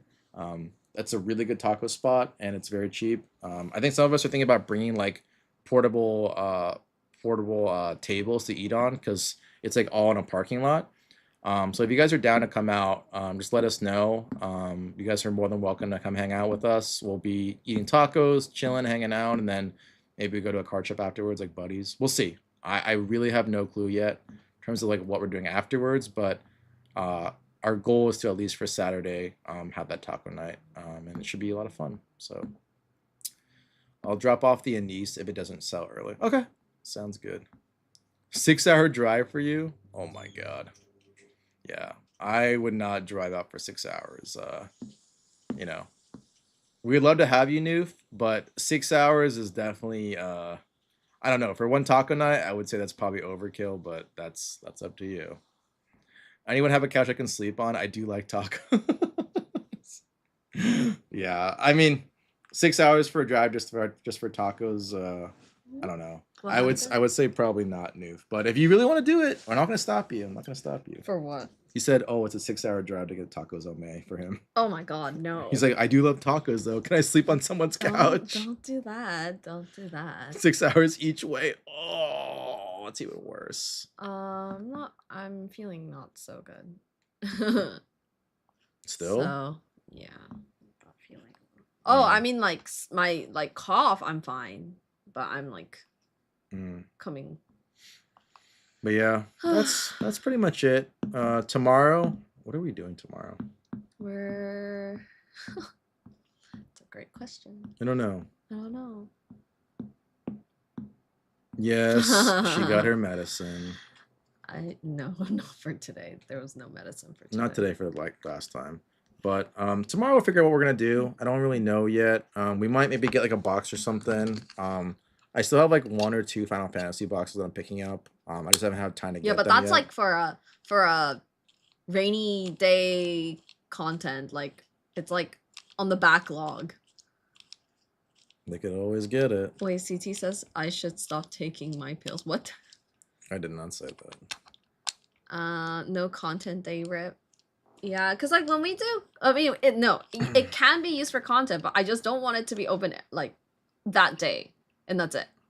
But I will say, guys, thank you so much for supporting us with like the Final Fantasy collector boxes, Yeah. because that's the reason why we can get more Gundam.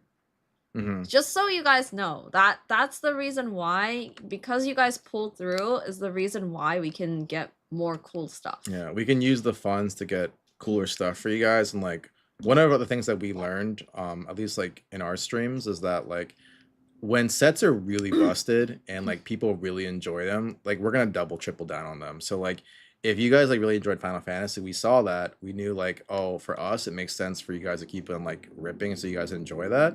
And for sets that are less popular, we'll kind of like, you know, tighten them a little bit more where they only have a little bit of it. But it's very clear to us that you guys really enjoyed Gundam, so I made sure to look high and low for every possible like Gundam product so you guys can enjoy it without having to kill yourself for it. Because I will say, if you're not in like the in the TCG space and you're not actively looking, and even if you are, it's really, really hard to get product. And if it's really hard for me, I'm not trying to say like I know more than everyone else, but if it's hard for me, He's calling you plebs, guys. it's like probably almost impossible for most people. Like I'm just being completely honest. It's You extremely plebs. it's extremely You difficult to plebs. get product, and so the least I can do is make your guys' lives easier. So you You're guys can not enjoy poor, it. you're dumb.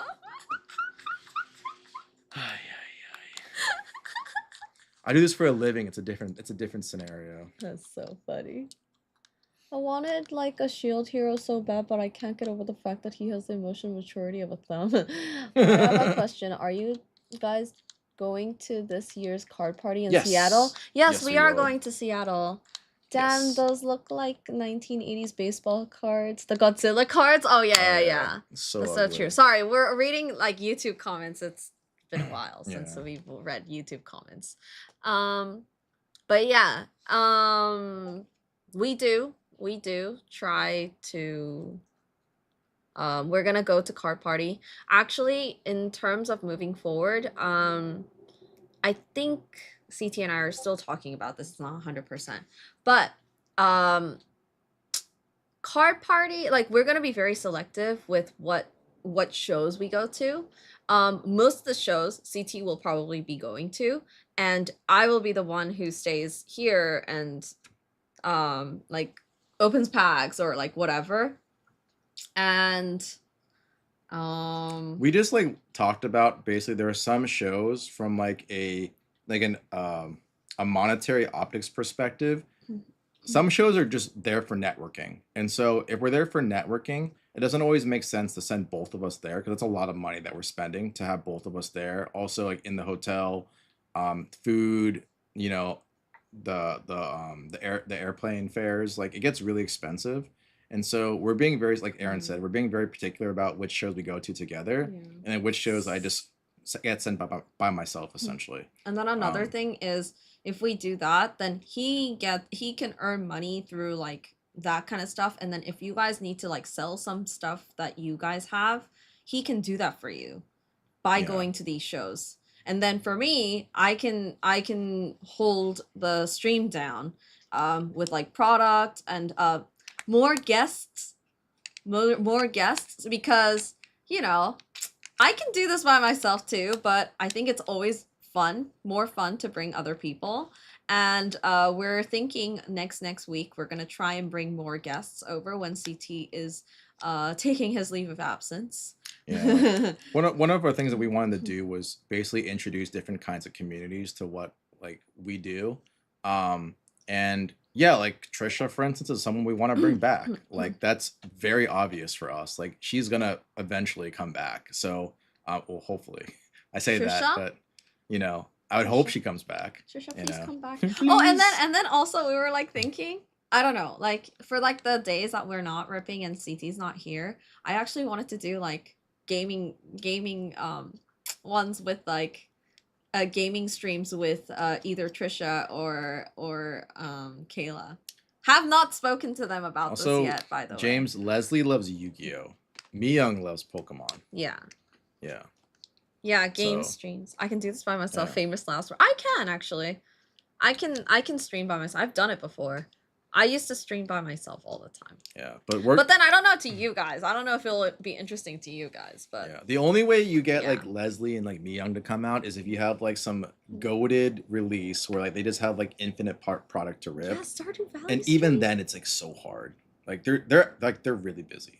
So Trisha will not take Aaron and Stardew. You know, she asked me, and I was just like, "Are you? Is this like the intense military type of Stardew, or just like casual Stardew?" And she's like, "It's casual." And then she like winked, and she's like, "It's not casual." dude, Chow, I don't even have I enough will product for maybe in you the guys. future. If it's a set I have product of, like I'm more than happy to, but like I can literally don't min-max even have enough farming. product for you guys. I will min-max farming. I actually really like farming. That's all I've been doing. I hate going to the mines. I really don't want to go to the mines. I do not want to fish. Please take me away from the mines and the fishing. Other than that, I will do everything. Yeah, I would just love to see Aaron and and Trisha play Stardew Valley, and she's just getting mad at Aaron the whole time. She played like 30 hours over the weekend, so have I. So have I. But I'm playing on my phone. Like whenever I'm like Jesus. laying down, like I fall asleep. Guys, I fall asleep with my Stardew on, and then the next day I wake up and they're like, "Oh, someone searched your pockets because you passed the fuck out somewhere in the middle of in the middle of your farm." I'm like, "Fuck. I lost another like 2K." Ridiculous. Mines are not the Ridiculous. best part. Mines are not fun. You should go out drinking for her next IRL stream since AT won't take you. Ooh, you know, that's what I was thinking. I was thinking maybe I could go over to her place. Make it And happen. yeah, see if we can create content together or something. That'd be cool. Yeah, that'd be cool. But I'm gonna ask. I have not even asked for permission yet, by the way, guys. This is just me brainstorming. Hypotheticals. Oh, thank you for HDO. Woo! But yeah, like that would be awesome. Like, dude, if she can cook me a steak. Sheesh. That'd be sick. Like, I'd be so happy if she was like, oh, That's what I want to try is Trisha's cooking, because like I want to try Trisha's cooking. it's got to be like the most insane thing ever, because we had her Dude, sushi. we had her night. tart, her ube tart, Whoa, and I was whoa, like, whoa. It sounds weird. I We- had a tart. we had tart is she made us the crazy. ube tart. That's Oh my god. She made the ube tart for us at Keem's event, and it was fucking fantastic. Hey yo. Hey yo. She made us an ube tart for us, and it was really good. And then literally, Zertuk, he hid the last one from everybody else I because he have liked it something that to much. give you guys to give her next time I see you. All right. Aight. Let us know. Okay. But I think this would be a Oh, and then we also thought maybe we can bring Wen, and then because I just want the girlies, guys. Yeah, I'm she gonna wants be all the I'm gonna girlies. be really honest. I just don't want to stream with guys. I just want to stream with my girly bobs. That's actually who we're rating, by the way, guys. We're rating Wen right now. So you guys are gonna go over to Wen's stream. Yeah, maybe Phil Yeah, we too, can but bring Phil's Phil too too. far. Phil's also in Hawaii right now, I think. Yeah. I think she's like vacationing. And then I also want to stream with Caro as well. Yes, Kara will be great. Dude, I can't sing. There's no Damn, way. no wonder she's making CT go on trips. Yeah. Oh my god. This is how she feels when we're in the IRL streams. No. Well, you guys are chill. I can hang out with you guys. But like some other people, I'm like, I don't know. I would feel awkward just streaming just the two, like me and another guy streamer. I would feel very awkward. Yeah. I don't Unless it's Keem, because I can just annoy the fuck out of him. It's funny. know. Yeah. But he gets so mad. Like he like actually gets so mad. It's funny. Like- And then his viewers are like, yo, chill, bro. Chill. It's like, fuck you. Yeah. I'd love to do a stream with Keem again. It's been a while. Get the tortilla Oh my roti God. slap. I Oh, do love God. Chris. Dude, we'd love to see I Chris would again. love to bring Chris. Dude, Chris is the homie, so we would love to see Chris again. But I'm pretty sure Chris does not want to see Aaron. Keem always tilts so hard when I'm streaming with him. Yeah. When he's streaming He with gets me. so mad. He gets so mad at me all the time, and I'm like, why are you so mad? Oh my god. Mod your other Twitch account so he can't ban you. Hey, let's go.